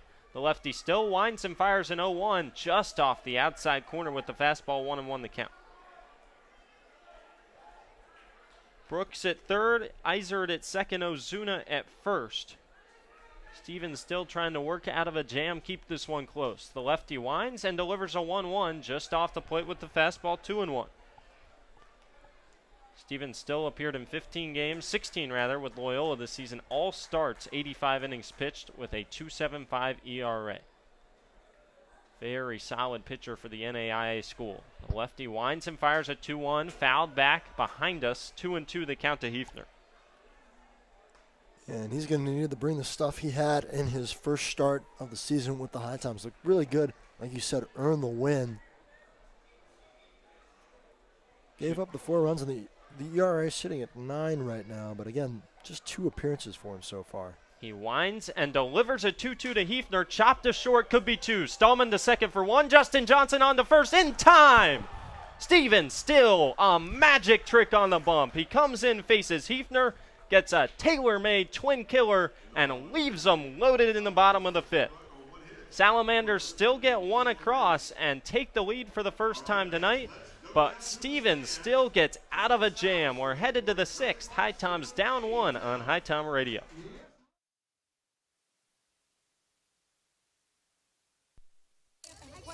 Thank you for coming to my press conference. Don't worry, I just sprained my ankle. Novant Health said I'll be back in no time. Hey, honey, your wife here. Can you still coach Little League? Yes, I can. Dad, Excuse me. what about our father-daughter dance? I wouldn't miss it. And what about cleaning the gutters? No further comment. With locations throughout the area, online scheduling, and same-day appointments, Novant Health can help you get back in the game fast. Visit NovantHealth.org/rapid recovery. Novant Health, making healthcare remarkable. The future is now. The future is you. The future is here. It's computers, It's healthcare. Robotics, cybersecurity, Manufacturing. DNA research, The future is everything. the future is knowledge. community, Possibilities. hope, It's about family. Having a career. Reaching goals, Finding your purpose. your passion. Believing in yourself. Davidson County Community College. The future is here.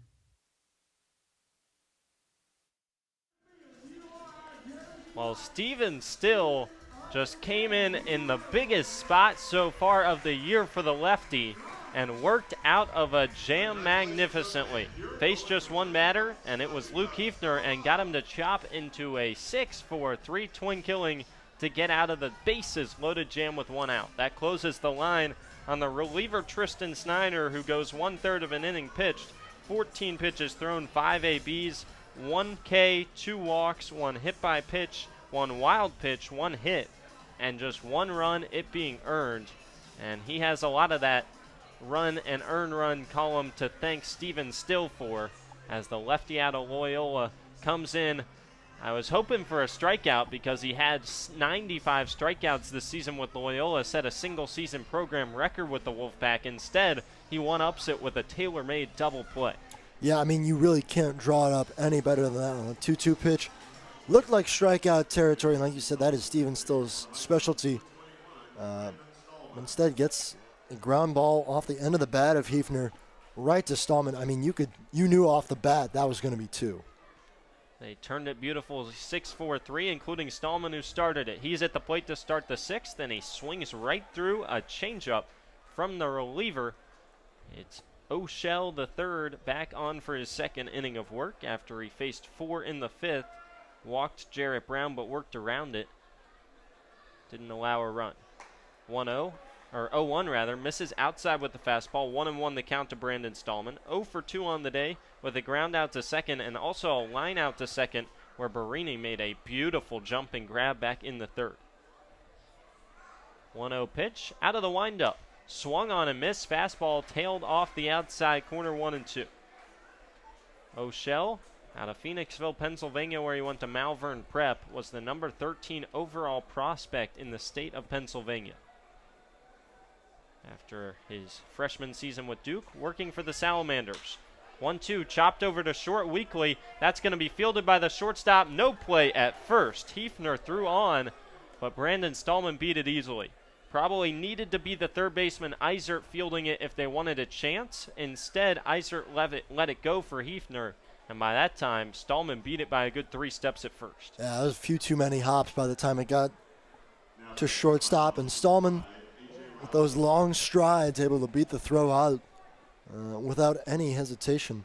He's a guy who the starts have become fewer and farther between as the infield has really become overcrowded. But getting the start tonight, making the most of it, turning that double play, and beating out a single. First pitch breaking ball upstairs to A.J. Roush, 1-0 the count.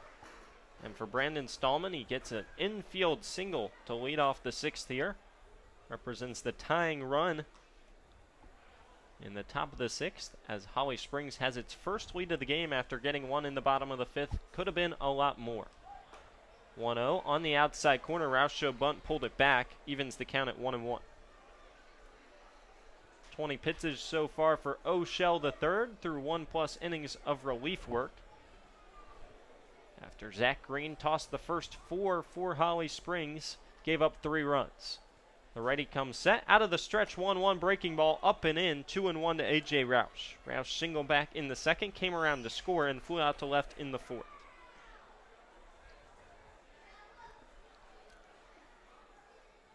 Roush, another guy making the most of a start, that first one in a little while for him. 2-1 the count. Runner takes off from first. It's a hit and run. Chopped up the middle. That avoids the double play. Scooped by Hefner. He throws on to first. It's in time to retire A.J. Roush, but it gets Stallman over to second, and the HiToms stayed out of the force out by the hit and run. And we have seen Brandon Stallman get caught on the wrong end of a hit and run where I believe it was Bo Rusher at the plate. He just didn't swing. It was a ball that was outside, and Stallman wasn't running at 100% speed and was thrown out by a few steps that time, though, busting it down the line on the hit and run. That brings up Turner Graw, and he swings at the first pitch fastball and fouls it back 0-1. Now an RBI opportunity, chance for Graw to drive in Stallman. Yeah, Stallman with decent speed as he beat out the infield single and beat that ball to second base. But not the best on the team. Graw certainly has more speed at the plate as he has 7 stolen bases on the year. 0-1, misses outside, 1-1 the count to the HiToms left fielder. Turner Graw, so far this season, 3 RBIs with HPT, batting .267 coming into tonight. A walk in the second, was thrown out at third on a caught stealing, and then reached base on an error in the fourth. 1-1 the count, right on left matchup. That one misses low, 2-1 the count. HPT looking to level things back up in the top of the 6th after Holly Springs took the lead in the last half inning. Graw in the left-handed batter's box. Yelton waits on deck. Bottom half of the lineup has been on a few times already tonight. That one swung and missed. Graw swung right over the top of a breaking ball. It's 2-2. That was nasty.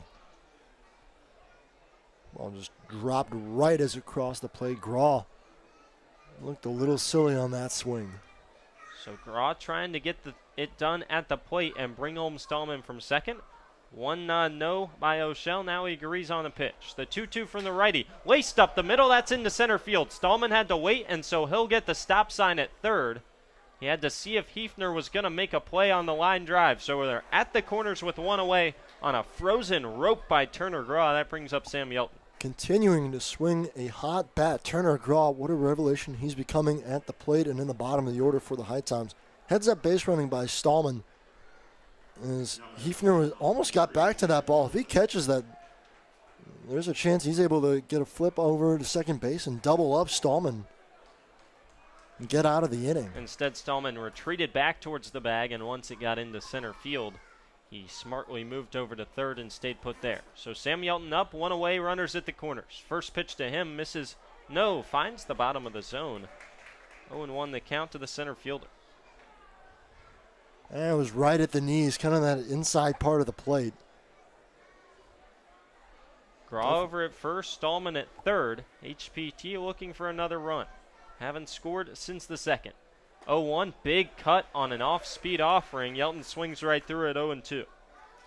Yelton's certainly a strikeout candidate. Leads HPT with 21 Ks already this season. Batting just .163, the freshman out of Duke. Didn't see action this year with the Blue Devils. Back near Durham tonight. Playing at Ting Stadium in Holly Springs, North Carolina. Less than 30 minutes away from the campus of the Duke Blue Devils. Sam Yelton, a chance to get the HiToms back to tied here in the top of the 6th. 0-2 the count. O'Shell delivers home, and that one's fouled back to the backstop. Yelton was late on a fastball, but got a piece of it to stay alive. That's all you can do here in 0-2. Just got to change the approach a little bit, shorten up the stroke, and foul things off if it's anywhere near the zone. Justin Johnson waits on deck for HPT. He's 0 for 3 tonight with a pop-up flyout and a fielder's choice. Another 0-2 offering, misses low and away, 1-2. That was close. I thought for a second Yelton might get rung up there, but it just tailed a little too far off the plate. Yeah, that was the slider from the righty with arm side run, and it just missed outside from O'Shell the third. Duke on Duke here. O'Shell versus Yelton. 1-2 pitch from the righty. Swung on and missed by Yelton. So 2 Duke freshmen duel it out, and O'Shell gets the better of Yelton with the K swinging, and that brings up Justin Johnson still at the corners with 2 away. It looked like he went back to the slider that time, but was able to bury it over the heart of the plate and send Yelton packing. Yeah, started at the knees, just buried into the brown turf, and Yelton swung right through it. So 2 out, first K of the night for the reliever O'Shell the third. That brings up the top of the order. Justin Johnson looking for his first hit tonight. Still at the corners with 2 away. From the stretch, the first pitch. Breaking ball on the outside corner, 0-1. Just a nasty get-me-over curveball that dotted on the outside corner. Justin Johnson, a good candidate to tie things up here. Leads the team in runs, doubles, ABs, and games played. Runner goes from first, throw down to second, not in time. It's cut off by the second baseman, Barini, making sure that Stallman didn't go from third. So 1-1 the count to Justin Johnson. Now 2 in scoring position after a stolen base by Graw. And now a base hit for JJ could tie things up or even give HPT the lead. Yeah, second on the team in RBIs. You mentioned some of his leader categories. He's driven in 13 runs this year. So 1-1 count from the stretch. O'Shell delivers and misses low and away, 2-1. 13 ribbies. That's second best to Eli Wiesner. Of course, Wiesner, 19 RBIs.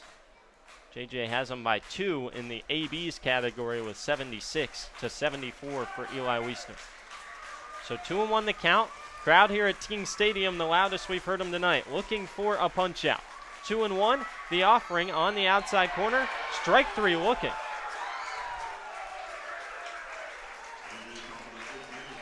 So Justin Johnson down on strikes with a fastball on the outside corner from O'Shell. HPT leaves 2 in scoring position.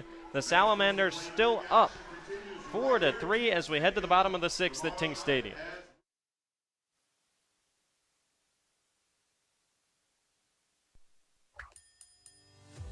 So at Sheets, we really exist to make people's lives easier every day. In this moment, we have a once-in-a-lifetime opportunity to connect with some of our lucky fans to help make their dreams come true. How are you? I'm Ryan Sheets. Here's a brand new truck for you, man. A once-in-a-lifetime dream vacation to Turks and Caicos. Have you ever been there? I've never been anywhere. A check for $25,000? This is a testament to why everybody should be a Sheets freak. Hey everyone, Andrew Selliver here. Bring your group outing to Finch Field to watch the HiToms play all summer long. For groups of 12 or more, we have 3 different group rates. For $6 per person, you can get general admission tickets. At $9, we provide a meal package of a hot dog, chips, and a drink in addition to the GA ticket. And finally, for $15 a person, you get our all-you-can-eat ticket package. For more information on group tickets, visit our website at HiToms.com or email Zach at HiToms.com for more information.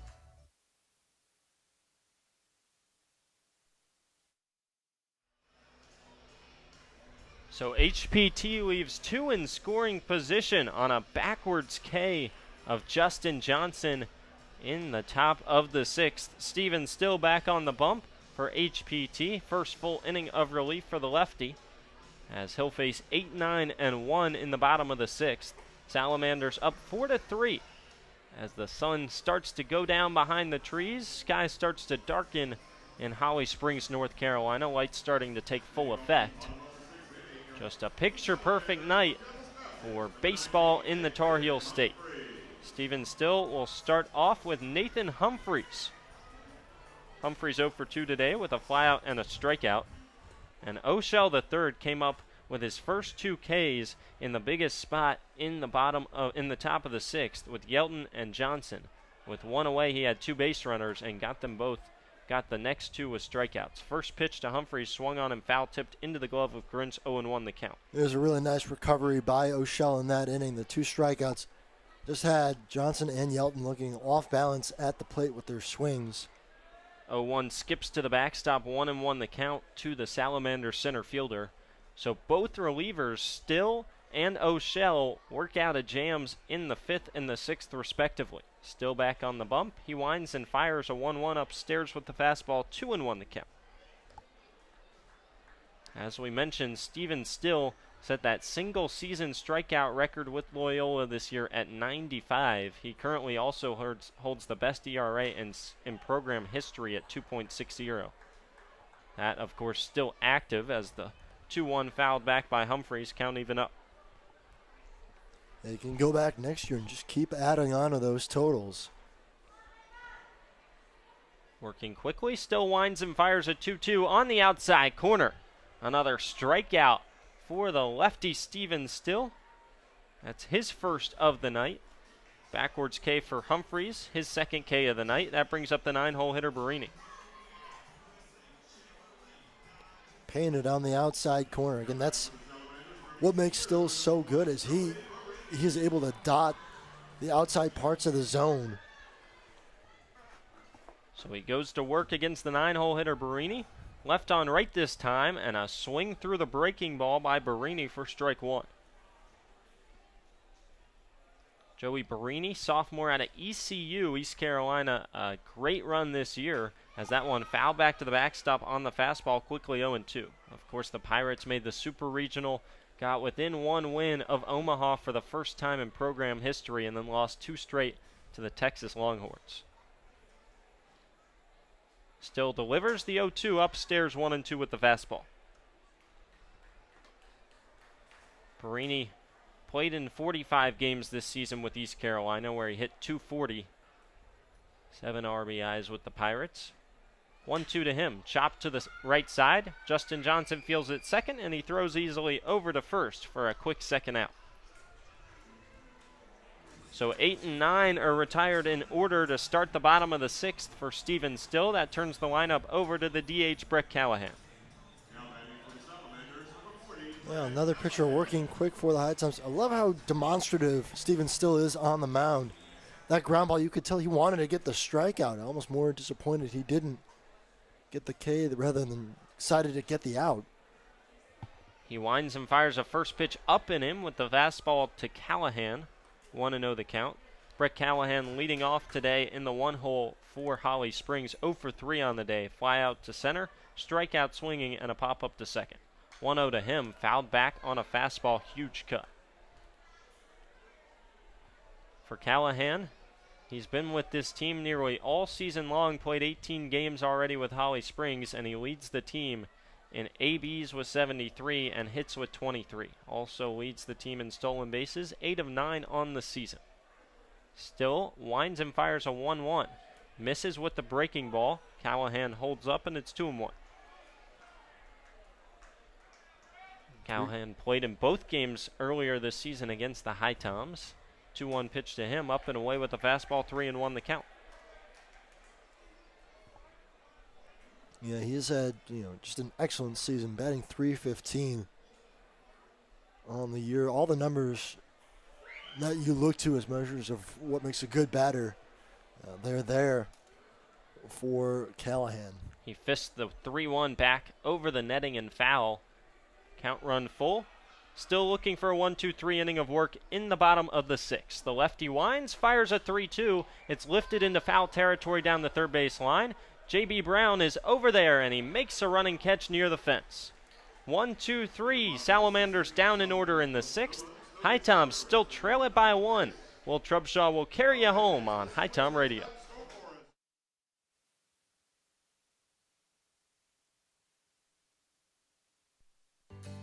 Here in High Point, North Carolina, we encourage everyone to make themselves at home. Here in High Point, we're known as the home furnishings capital of the world.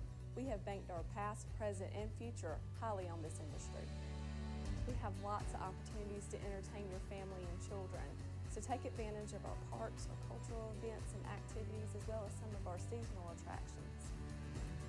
High Point has a variety of entertainment to suit your needs. Whether you're looking for the newest craft brewery here in town or some live music, come to High Point. We've got what you need. We here at High Point welcome you to make yourself at home.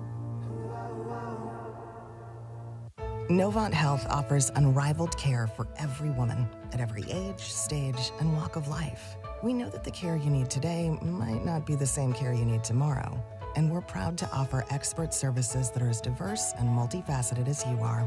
So whether you're having a baby, battling cancer, or boosting your overall wellness, you can count on Novant Health to get you back to the things you love faster. Discover care that always puts you first at novanthealth.org/everywoman.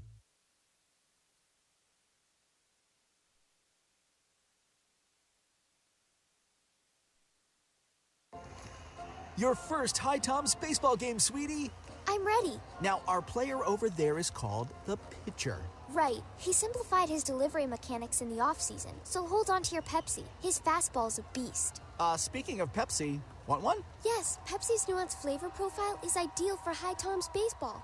Honey, when I said you had to do your homework before the game, I meant your real homework? Noted for next time. Pepsi and HiToms Baseball. Game on. All right, into the 7th inning we go. HiToms trailing the Salamanders 4-3 here at Ting Stadium. Will Trubshaw, Andrew Sullivan with you here on HiTom Radio. A new pitcher into the game for Holly Springs. It's Leo Giannani. Yeah, Leo Giannani, the right-hander out of Columbus State. We'll get you the numbers on him in a second. First pitch swinging from Eli Wiesner is foul. It's the heart of the order due up for the HiToms as they try to get back at least to a tie and back in the lead. They led this game through the first 3 innings. Holly Springs tied it up in the 3rd.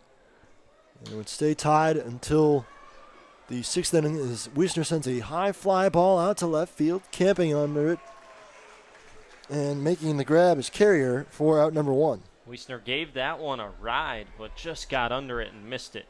Final line on Fran O'Shell III. He goes 2 innings pitched, 35 pitches thrown, faces 9 batters, 2 Ks, 1 walk, 2 hits, no runs, and he is in line for the win should the Salamanders maintain the lead the rest of the way home. It rides on the shoulders of Giannani, who gets a strike on the outside corner. It's 0-1 to Jarrett Brown. Giannani, a sidewinder. A really exaggerated sidearm at that. Really more a submarine. The more you look at it. Count even at 1-1 to Jarrett Brown. And that deceptive arm angle can be so hard to catch up to as Brown swings and misses through one. 1-2 to him. Brown is 1 for 2 on the day, a ground out, a single, and a walk. Like to get on board here and get a rally started for the HiToms as he chops one foul down the first baseline. So Holly Springs using 2 of their best bullpen arms already. O'Shell, a 1.80 ERA in 15 innings pitched. Giannani, 11 games, 14 and a third innings pitched, 2.51 the ERA, 22 Ks to just 2 walks and a 2-0 record. Ball missed just outside.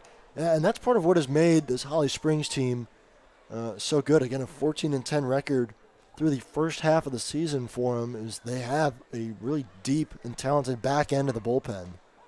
As strike 3 is called on the outside corner, down goes Brown on strikes, and that's out number 2 in the 7th. Season totals with Columbus State for Leo Giannani. He went 29 2/3 innings pitched, giving up 27 hits, 14 runs, 12 of those earned. That's a 3.64 ERA for the sidewinder. Walks to strikeouts, it was 10 walks and 35 Ks. He's threw 2 HiToms quickly with a flyout and strikeout, and strike 1 to Mitch Smith. He's looking for his first base knock of the day, 0 for 2 with a walk. Swings right through that one. He's behind in the count, 0-2. The HiToms had a chance the last inning. They had 2 in scoring position with just 1 out. That's just a nasty slider that Leo Giannani has. Takes some pace off of it. Almost looks like it rises as he gets a swing and a miss for strike 3. A 1-2-3 inning thanks to another slider from Giannani. It's stretch time here at Ting Stadium. HiToms trailing at 4-3 on HiTom Radio.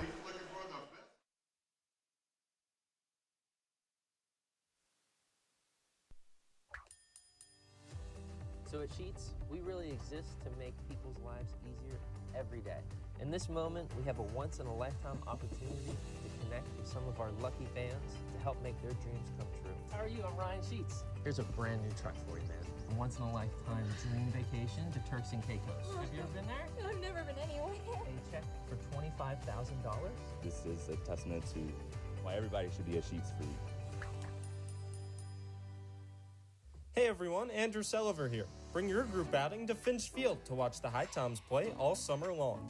For groups of 12 or more, we have 3 different group rates. For $6 per person, you can get general admission tickets. At $9, we provide a meal package of a hot dog, chips, and a drink in addition to the GA ticket. And finally, for $15 a person, you get our all-you-can-eat ticket package. For more information on group tickets, visit our website at HiToms.com or email Zach at HiToms.com for more information.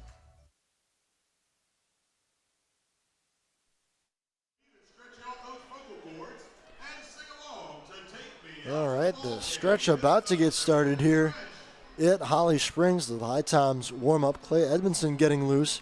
So while he does that, we'll give you a quick scoreboard update. Andrew, what's going on?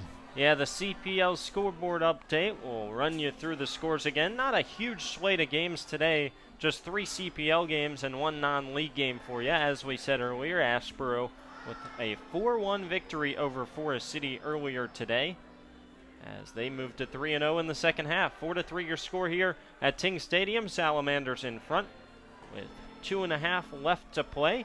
Wilson still trailing Wake Forest. The Fungo up 6-3 on the Tops in the top of the 6th. And in the top of the 7th, it's an all-square 2-2 tie between the Bananas and the Sharks at the moment. There you go. A small scoreboard in the CPL tonight, but good action nonetheless. Steven Still's night is done. He went an inning and 2/3, struck out a batter, did not allow a hit or a run or a walk. And another excellent job by him. Of course, the biggest moment when he came in the 5th with the bases full and 1 out, and he's able to roll a double play to get the HiToms out of the inning, keep the damage to just 1, and that's where we stand right now. 4-3 in the bottom of the 7th as Clay Edmondson deals strike 1 to Patrick Alvarez. It'll be the heart of the order for the Salamanders here in the 7th. HiToms went 1-2-3 in the top half. As that ball is cranked out to left field and deep, going back and making a catch on the warning track is Turner Graw. Boy, that ball was given a ride off the bat of Patrick Alvarez, just carrying and carrying before dying right in front of the left center wall. Well, that one looked like it was gone. And this park is holding a lot of baseballs so far tonight because that was turned on and smashed to left center. We already saw one hit out that way and out of Ting Stadium earlier this afternoon by Eisert. That one just didn't quite have enough. Yeah, to the corners, kind of shallow here at Ting Stadium as the first pitch is bunted foul by Carrier. But as you go from center down the alleys, it is pretty deep here at the Salamander Stadium. Yeah, that ball, I thought off the bat it might get out of here. It's hit almost to the exact same spot that Eddie Eisert hit his home run back in the 2nd inning. Ball at the knees, finds the zone. It's 0-2. Clay Edmondson appeared in 9 games so far with HPT. 1-0 the record, 11 2/3 innings pitched with a 3.08 ERA, 18 Ks to just 3 walks for the righty. He has been superb for the HiToms this year. He induces a ground ball over to first. Wiesner flips to Edmondson, who steps on the bag for out number 2. And for Wiesner, or rather Edmondson, what works so well is he has so much run on every single pitch that the righty throws. He works from kind of a down here at the knees, submarine almost style. And so that gets a lot of run on not only the off-speed breaking balls, but also the fastball. Two-seamer will run into righties like we're seeing here in the 7th inning, now facing a righty in Brooks. And then the slider will run away towards the left-hand batter's box. Helps him get a lot of swing and miss as he does there from Robert Brooks for strike 1. Brooks is 2 for 2 on the day, a pair of singles, an RBI, and his last time at the plate, he was hit by a pitch, but was left stranded. Made it all the way over to third base. 1-1 to him as Edmondson's breaking ball tails outside. It was interesting talking to DJ Russ about Edmondson. DJ, of course, is coach at Guilford Tech. He moved him from over the top to down from kind of a 3/4 submarine style. That move paying dividends, of course. DJ Russ very familiar with the pitching staffs. He was the HiToms pitching coach back in 2020. He said he's been very happy with what he's seen this summer out of Edmondson with that transition. Not always easy for pitchers to move their arm rotation down from over the top to a sidewinder, but Edmondson has looked fantastic. 1-2 pitch coming from Edmondson. And it just missed high. Boy, that looked real good. Hearing some chirping from the HiToms dugout. They wanted strike 3 on the pitch. I'm not sure where that one missed. It looked like it was strike 3 right down the middle. Instead, it's a 2-2 count as Edmondson has to fire one more. And he gets the swing and a miss that time. 1-2-3 inning for Clay Edmondson. We go to the 8th. HiToms trying to get back to even in Holly Springs. You're listening on HiTom Radio.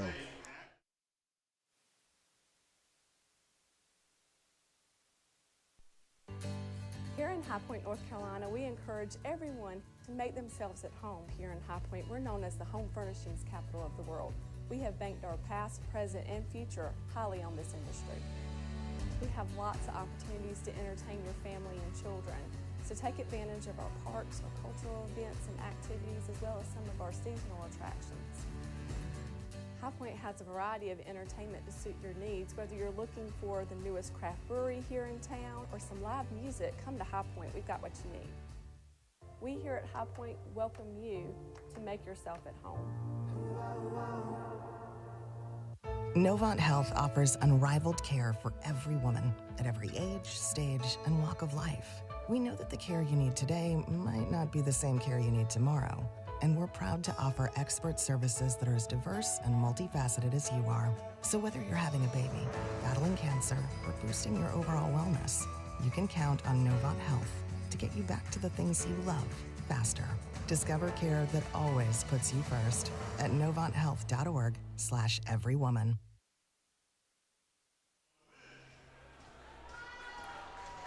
Kyle Ament from Dallas Baptist into the game now, relieves Leo Giannani after an inning of scoreless work. And he will face Eric Grintz to start off the 8th inning as the HiToms trying to get back to even in this game. It's 4-3. Yeah, Giannani was just about perfect, working from at the knees, submarine style. HiToms barely even squared up a baseball as he struck out 2 of the 3 he faced. Numbers on Kyle Ament with Dallas Baptist this year. 0-1 the record in 12 appearances, 9 in the 3rd innings pitched. Gave up 7 hits, 7 runs, all earned, 9 walks to 11 Ks. Opponents hitting .212 against him with a 6.75 ERA. And he's another guy with really good numbers so far with the Salamanders in 4 appearances, all out of the pen. 2 saves, 4 innings pitched, 11 Ks to 2 walks and 2 hits and a 2.25 ERA. Coming off just his first appearance where he gave up a run in 1 inning pitched against Ashboro 6 days ago, just on 1 hit, 2 walks. Salamanders are really able to just send so many guys out of the chute in the back end of the bullpen to stifle offenses. The HiToms pitching, though, has been pretty good tonight, too. That has been one of the sore spots for HPT, has been the bullpen work, but for tonight, it hasn't been that bad. Still just a 4-3 game. As a swing and a miss, Grintz late on a fastball. That evens out the count at 1-1. Yeah, Tristan Snyder didn't have his best stuff, but Stevens still bailed him out. And so HPT has kept a lot of runs off the board for Holly Springs. Need the offense to get back into it. Clay Edmondson worked a scoreless 7th, going 1-2-3 with a punch out. And strike 2 finds the zone. About as different of styles of pitching as possible when you go from Giannani to Ament, as Ament is straight over at the top, almost like Ethan Snyder. Really leans back on his back foot as he winds to pitch, and that arm comes catapulting over. That time a breaking ball is high, 2-2. Yeah, that one just didn't break. He missed it almost to the backstop. Good snag by Brooks, but nobody on, so it wouldn't have mattered. Eric Grintz got the scoring started for the HiToms. He doubled back in the 1st inning that scored 2 runs, put HPT ahead. That time, he is down looking on strike. 2nd time tonight, Grintz is retired without a swing, and that is out number 1. Brandon Stallman stepping to the plate now. HiToms down to their final 5 outs. They're trying to win on the road.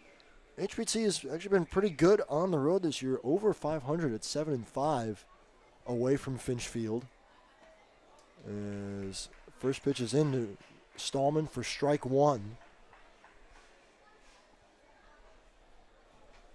Stallman's got a base knock tonight. He's 1 for 3. Singling back in the 6th inning. Watches a ball miss high. And that evens the count at 1-1.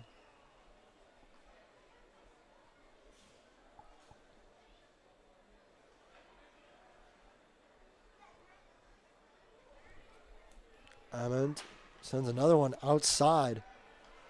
Well, back-to-back with the fastball, but unable to locate it over the plate. And behind in the count, 2-1. Luke Barrow warming up in the pen for HPT. Swing and a miss, strike 2. So it might be Barrow's turn in the 8th inning. Stallman looked like he wanted to tie it with that swing. A huge cut at the fastball.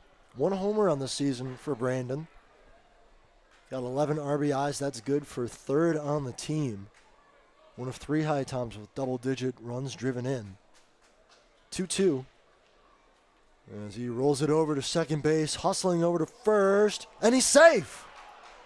The throw was high from Barini. It pulls Osuna off the bag, and his tag was too late as Stallman hustling down the line, doing his best Joe Delaney impression, beating out a routine ground ball to second base for an infield single. Second error on the night by the second baseman Marini. That'll bring out Brian Roundtree to talk to, I believe, the umpires. Not happy with the call, but it looked like the right one, as Brandon Stallman going to be pinch run for. As you just spoke of Joe Delaney, he's into the game at first, a pinch run for Brandon Stallman. But that was just really cavalier over on the right side of the infield because the toss was very soft. It was off the bag, and Osuna just didn't really hustle to get it. And then by the time he came off the bag to grab it and wiped around to try and apply the tag, Stallman was already to the base.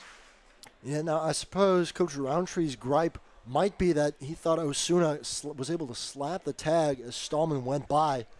It really tough to tell.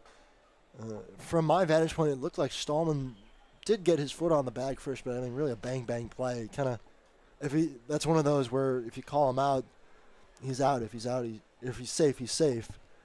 Brian Roundtree was actually ejected the last time these two teams played here at Ting Stadium. He's not too animated right now, so I'm not too concerned that he's going to get tossed. His team up 4-3, of course, here in the 8th.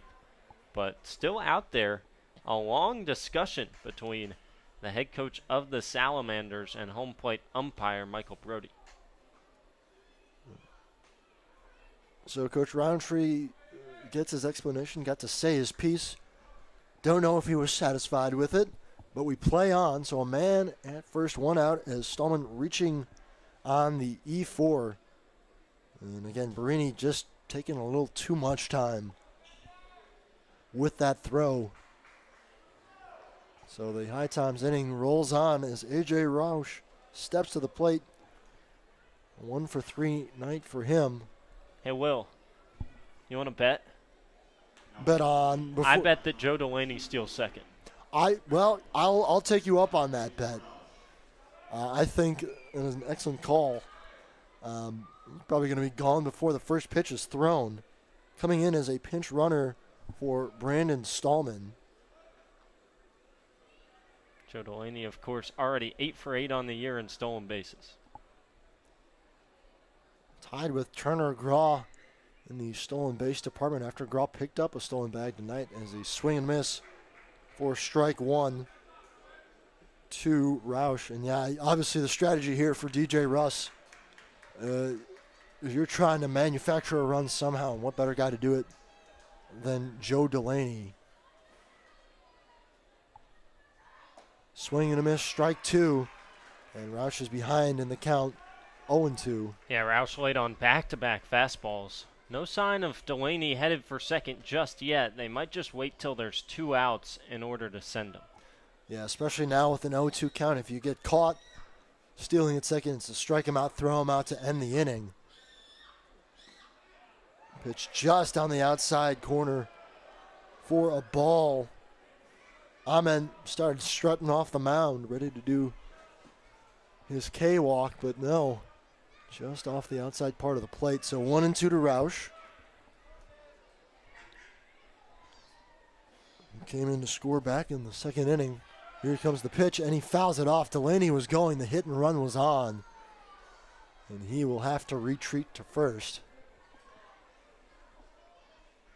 Well, Delaney had that flag stolen in plenty of time. The problem being that his teammate Roush fouled it off, but that one was over the outside half of the plate, so it would have been strike 3 had Roush not swung.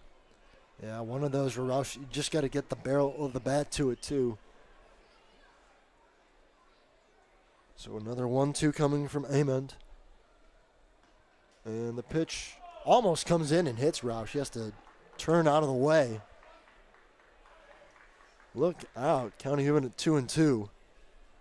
That would have been the worst case scenario with that at bat. If you're Ahmed, you're up 1-2 in the count. You let the man go with a hit by pitch. Instead, it's 2-2. And the pitch misses outside. The count runs full. Well, we haven't seen Ahmed find the breaking ball yet. That was another attempt to go back to the well. And again, he left it way upstairs, didn't break again.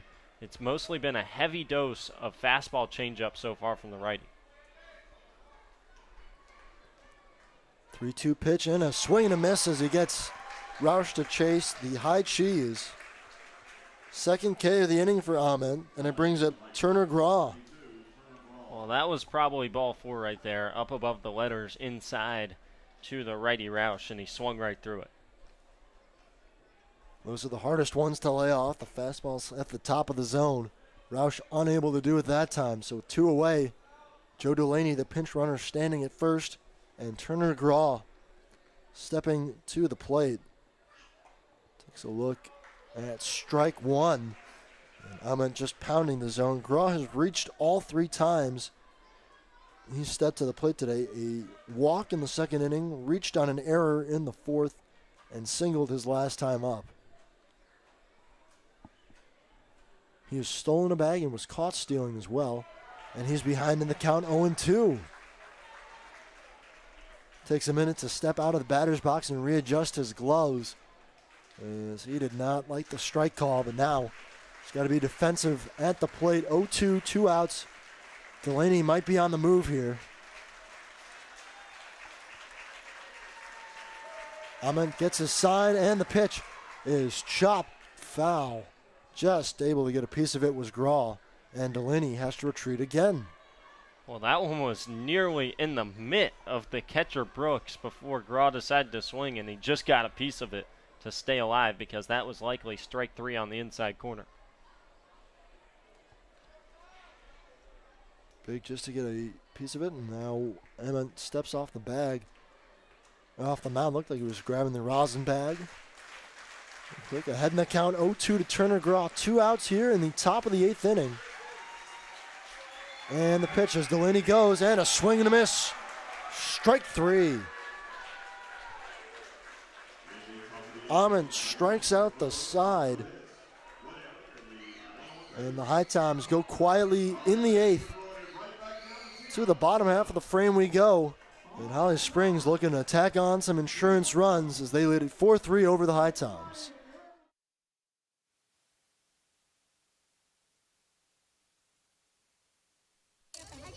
Thank you for coming to my press conference. Don't worry, I just sprained my ankle. Novant Health said I'll be back in no time. Hey, honey, your wife here. Can you still coach Little League? Yes, I can. Dad, excuse me. What about our father-daughter dance? I wouldn't miss it. And what about cleaning the gutters? No further comment. With locations throughout the area, online scheduling, and same-day appointments, Novant Health can help you get back in the game fast. Visit novanthealth.org/rapid recovery. Novant Health, making healthcare remarkable. The future is now. The future is you. The future is here. It's computers, It's healthcare. Robotics, cybersecurity, manufacturing. DNA research, The future is everything. The future is knowledge. community, Possibilities. hope, It's about family, having a career, Reaching goals, finding your purpose. your passion. Believing in yourself. Davidson County Community College, the future is here.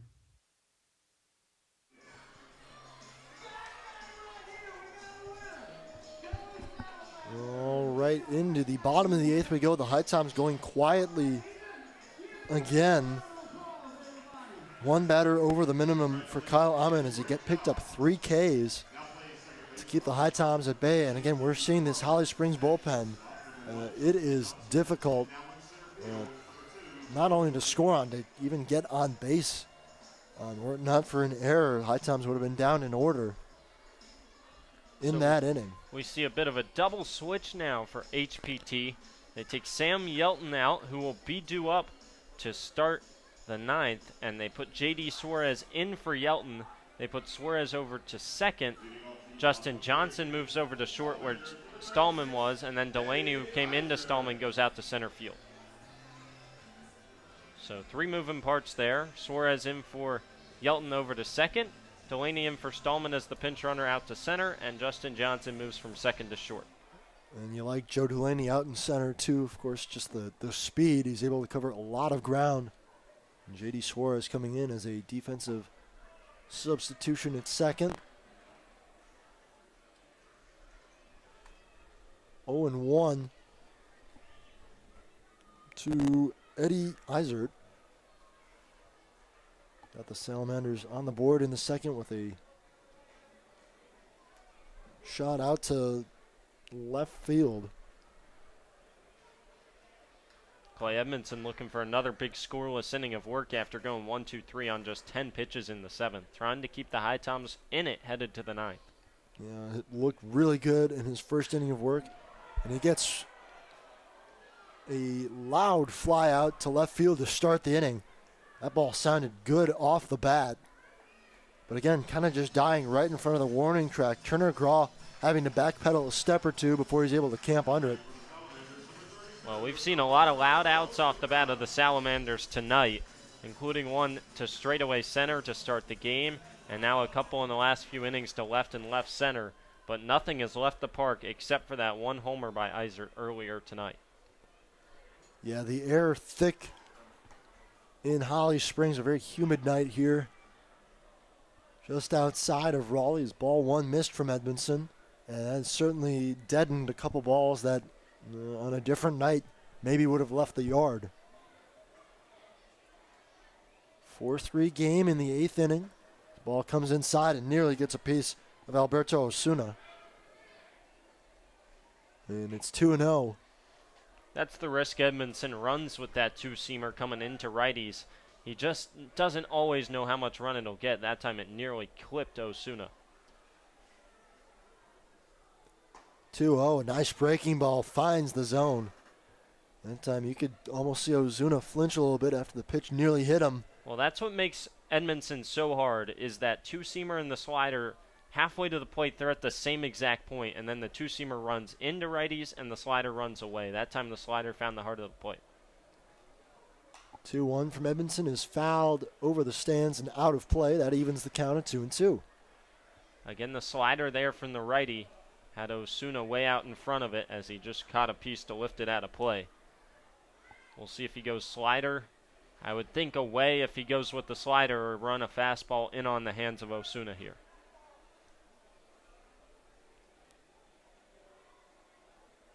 The 2-2. Low for ball 3. Instead, he went fastball on the outside corner. Tried to run it in from the left-hand batter's box.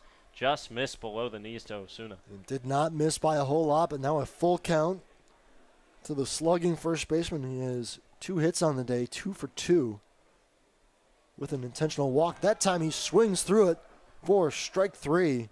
That is absolutely disgusting from Clay Edmondson.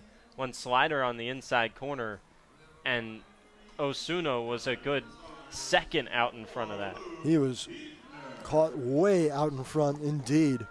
And the second punch out of the night in relief for Clay Edmondson.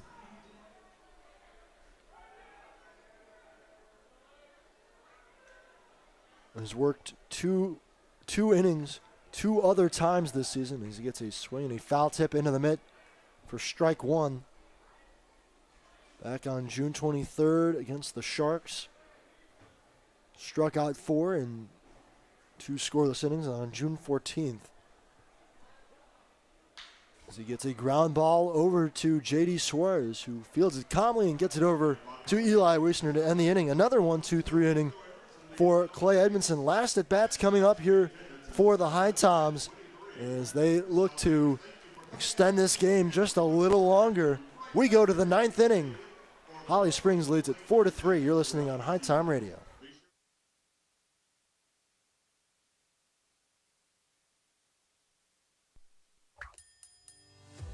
So at Sheets, we really exist to make people's lives easier every day. In this moment, we have a once-in-a-lifetime opportunity to connect with some of our lucky fans to help make their dreams come true. How are you? I'm Ryan Sheets. Here's a brand new truck for you, man. A once-in-a-lifetime dream vacation to Turks and Caicos. Have you ever been there? No, I've never been anywhere. A check for $25,000? This is a testament to why everybody should be at Sheets for you.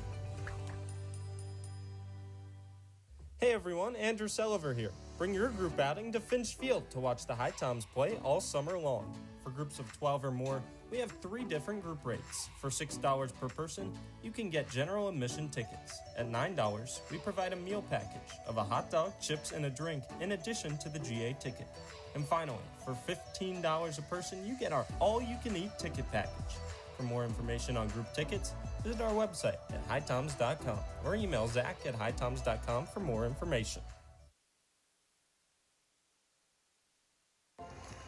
Your first HiToms baseball game, sweetie. I'm ready. Now, our player over there is called the pitcher. Right. He simplified his delivery mechanics in the off-season, so hold on to your Pepsi. His fastball's a beast. Speaking of Pepsi, want one? Yes, Pepsi's nuanced flavor profile is ideal for HiToms baseball. Honey, when I said you had to do your homework before the game, I meant your real homework. Noted for next time. Pepsi and HiToms Baseball. Game on.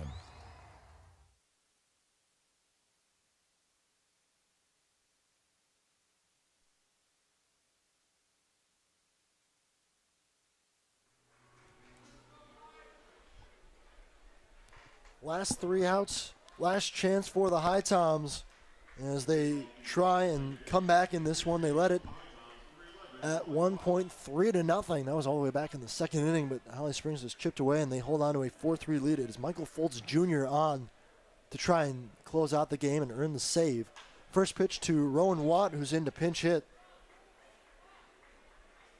is fouled off for strike 1.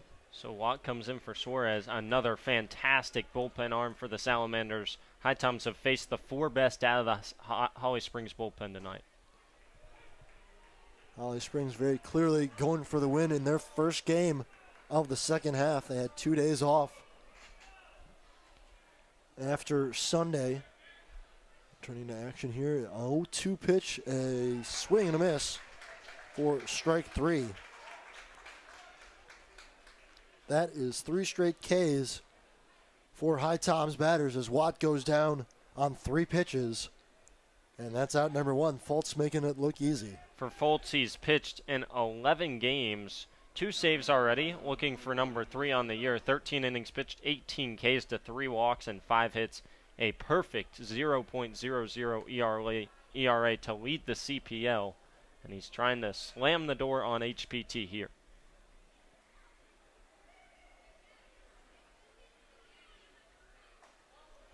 That one's in the zone, strike 1. A bender finds its way over the plate. Well, for Holly Springs, if they win, they move to 1-0 on the season. That moves them into a tie for first place in the second half.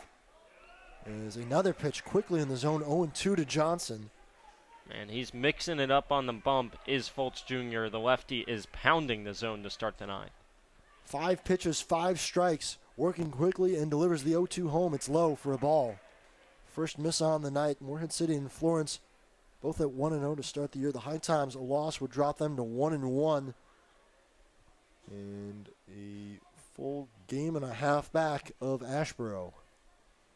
With Duke this year, 3 innings pitched in 6 appearances for Foltz Jr. and a 12.00 ERA. It's been a different story with Holly Springs so far. Time called by Justin Johnson, and you see that a lot with pitchers when they come over to the CPL, a lot of these guys, younger freshman, sophomore, who didn't have a whole lot of innings pitched, as the 1-2 misses outside again, 2-2. But they're able to get some more reps when they come to the CPL, and they figure it out. It can just be intimidating facing some of these ACC lineups.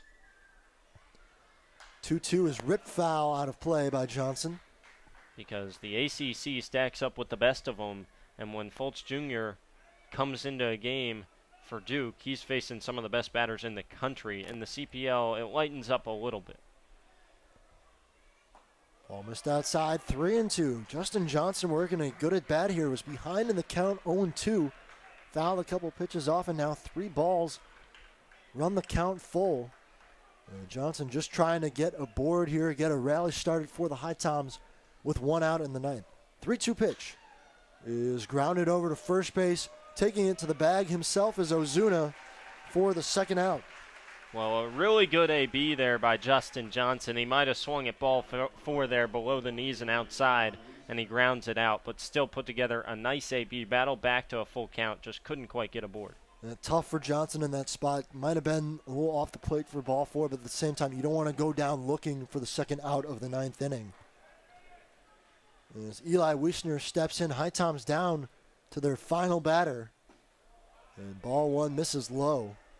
Well, Eli Wiesner does have the power to tie it with 1 swing, leads the team with 4 home runs this season. Just needs to get a fastball and a fastball count. 1-0 is chopped on the ground. Off the mound is Fultz. He throws over the first, and the throw is high. It gets away all the way up the right field line. Wiesner into second, and he is safe. Well, that looked like it might be the ball game. A little chopper over to the left of the mound. Fultz comes off and feels it and just airmails it up the line. That almost got out of play. Well, to be fair, that just simply should have ended the game. That was an easy chopper, and the hardest part of that play was fielding it cleanly off the turf, and Fultz gloved it with no problem. The big issue, when he turned around, he fired it 4 feet above Osuna's head into the corner down the right field line. Smartly, Wiesner could have reached third, but he stops at second because a hit should score him anyways. You don't want to run into the final out at third. So 2 outs, but a man at second now for the HiToms. Eli Wiesner represents the game-tying run. He is aboard after what was the 3rd error of the game on the Salamanders. Quick meeting on the mound between Brooks and Fultz. Yeah, and this is just to go over the signs. Once Wiesner's aboard at second base, now you got to mix up the signs because you're worried about the base runner stealing them. And so you'll go to a 2-sign mix and mix it up with the catcher Brooks. So he's just trotting out to go over that with Fultz. Because with nobody on, you're not worried about that. You're just putting down 1 number and going. And this is scenario 2 where you don't really have to worry about the runner. This is, you gotta just attack the batter if you're Fultz and the Salamanders as he faces Jarrett Brown. Brown 1 for 3 on the day. And the first pitch comes inside, almost clipped him for ball 1. It was interesting there. The second baseman, Barini, was all the way behind the second base bag playing a shift, and then he trots over to normal position.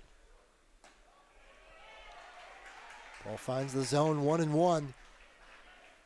The defensive alignment, everyone playing back, but Roberto Osuna really hugging the line at first base. Interesting with a right-hander in the box and Jarrett Brown. Playing no doubles down the line, I suppose. Ball in the dirt, 2-1. So Brown, the HiToms' last hope now, but the rally extended after Wiesner able to reach on the E1. HiToms just trying to find a way to tie this ball game up. 2-1, Brown is laid on it, and he fouls it into the HiTom dugout. And the HiToms down to their last strike. Outfield playing pretty straight up, pretty deep in right and center, so a base hit should tie the game if Jarrett Brown can get one to the outfield green turf. Crowd gets loud here at Ting Stadium. It's been a loud crowd all night, and we'll have time called as Brown readjusts the batting gloves. Mitch Smith waits on deck should it get to him. Jarrett Brown trying to do it himself right now. 2-2 pitch. Swing and a miss. Strike 3. It's in the dirt. The tag is applied, and that is the ball game. Water balloons come crashing onto the field as Holly Springs hangs on to win 4-3. Just a really good baseball game tonight between two teams that pitched really well. Tristan Snyder will get the loss for HPT as he's credited with that 1 earned run in the 5th. And Stevens still worked out of that jam with a double play. Both teams played very well, but for HPT, just not enough offense against a solid Holly Springs bullpen that came in and shut the door for the final 5 innings. HPT just picks up 2 hits against the Holly Springs bullpen across 5 innings. Yeah, really an impressive shutdown performance. Arguably the most well-pitched game we have seen this season by a HiToms opponent or the HiToms themselves. But for HPT, just not enough to get the job done as they fall 4-3 to the Holly Springs Salamanders and fall to 13-13 on the season, back to 500 and 1-1 to start the second half. Well, I think now would be a good time for one more scoreboard update in the CPL, and then we'll wrap it up here as we got a bus to catch. Yeah, we'll get that to you right now. Ashboro 4-1 winners over Forest City. We already went over that. Holly Springs 4-3 winners over the HiToms tonight at Ting Stadium. DJ Russ and Brian Roundtree shouting things over. This is the final time these two teams will face tonight and for the rest of the regular season. All 3 really good games. Holly Springs wins the regular season 2-1, and winners 9-8 and 4-3, 2 one-run games between the two at Ting Stadium. 8-3, the Wake Forest Fungo lead over the Wilson Tobbs in the bottom of the 7th. And the Sharks have taken a 3-2 lead over the Savannah Bananas in the bottom of the 8th. 2 still going on with 2 done. A pretty small slate of games in the CPL. Back to the full slate tomorrow.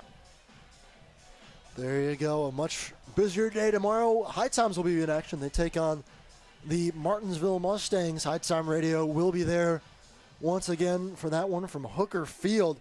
Again, the final score tonight, Holly Springs, 4 runs on 7 hits, 3 errors and 6 men left on base. High Point-Thomasville, 3 runs on 7 hits, 1 error and 9 men left on base. O'Shell gets the win. Snyder gets the loss. The save to Fultz. We'll see you tomorrow. For my partner, Andrew Sullivan, I'm Will Trubshaw. Signing off. We hope you enjoyed the broadcast, and we will talk to you soon from Martinsville.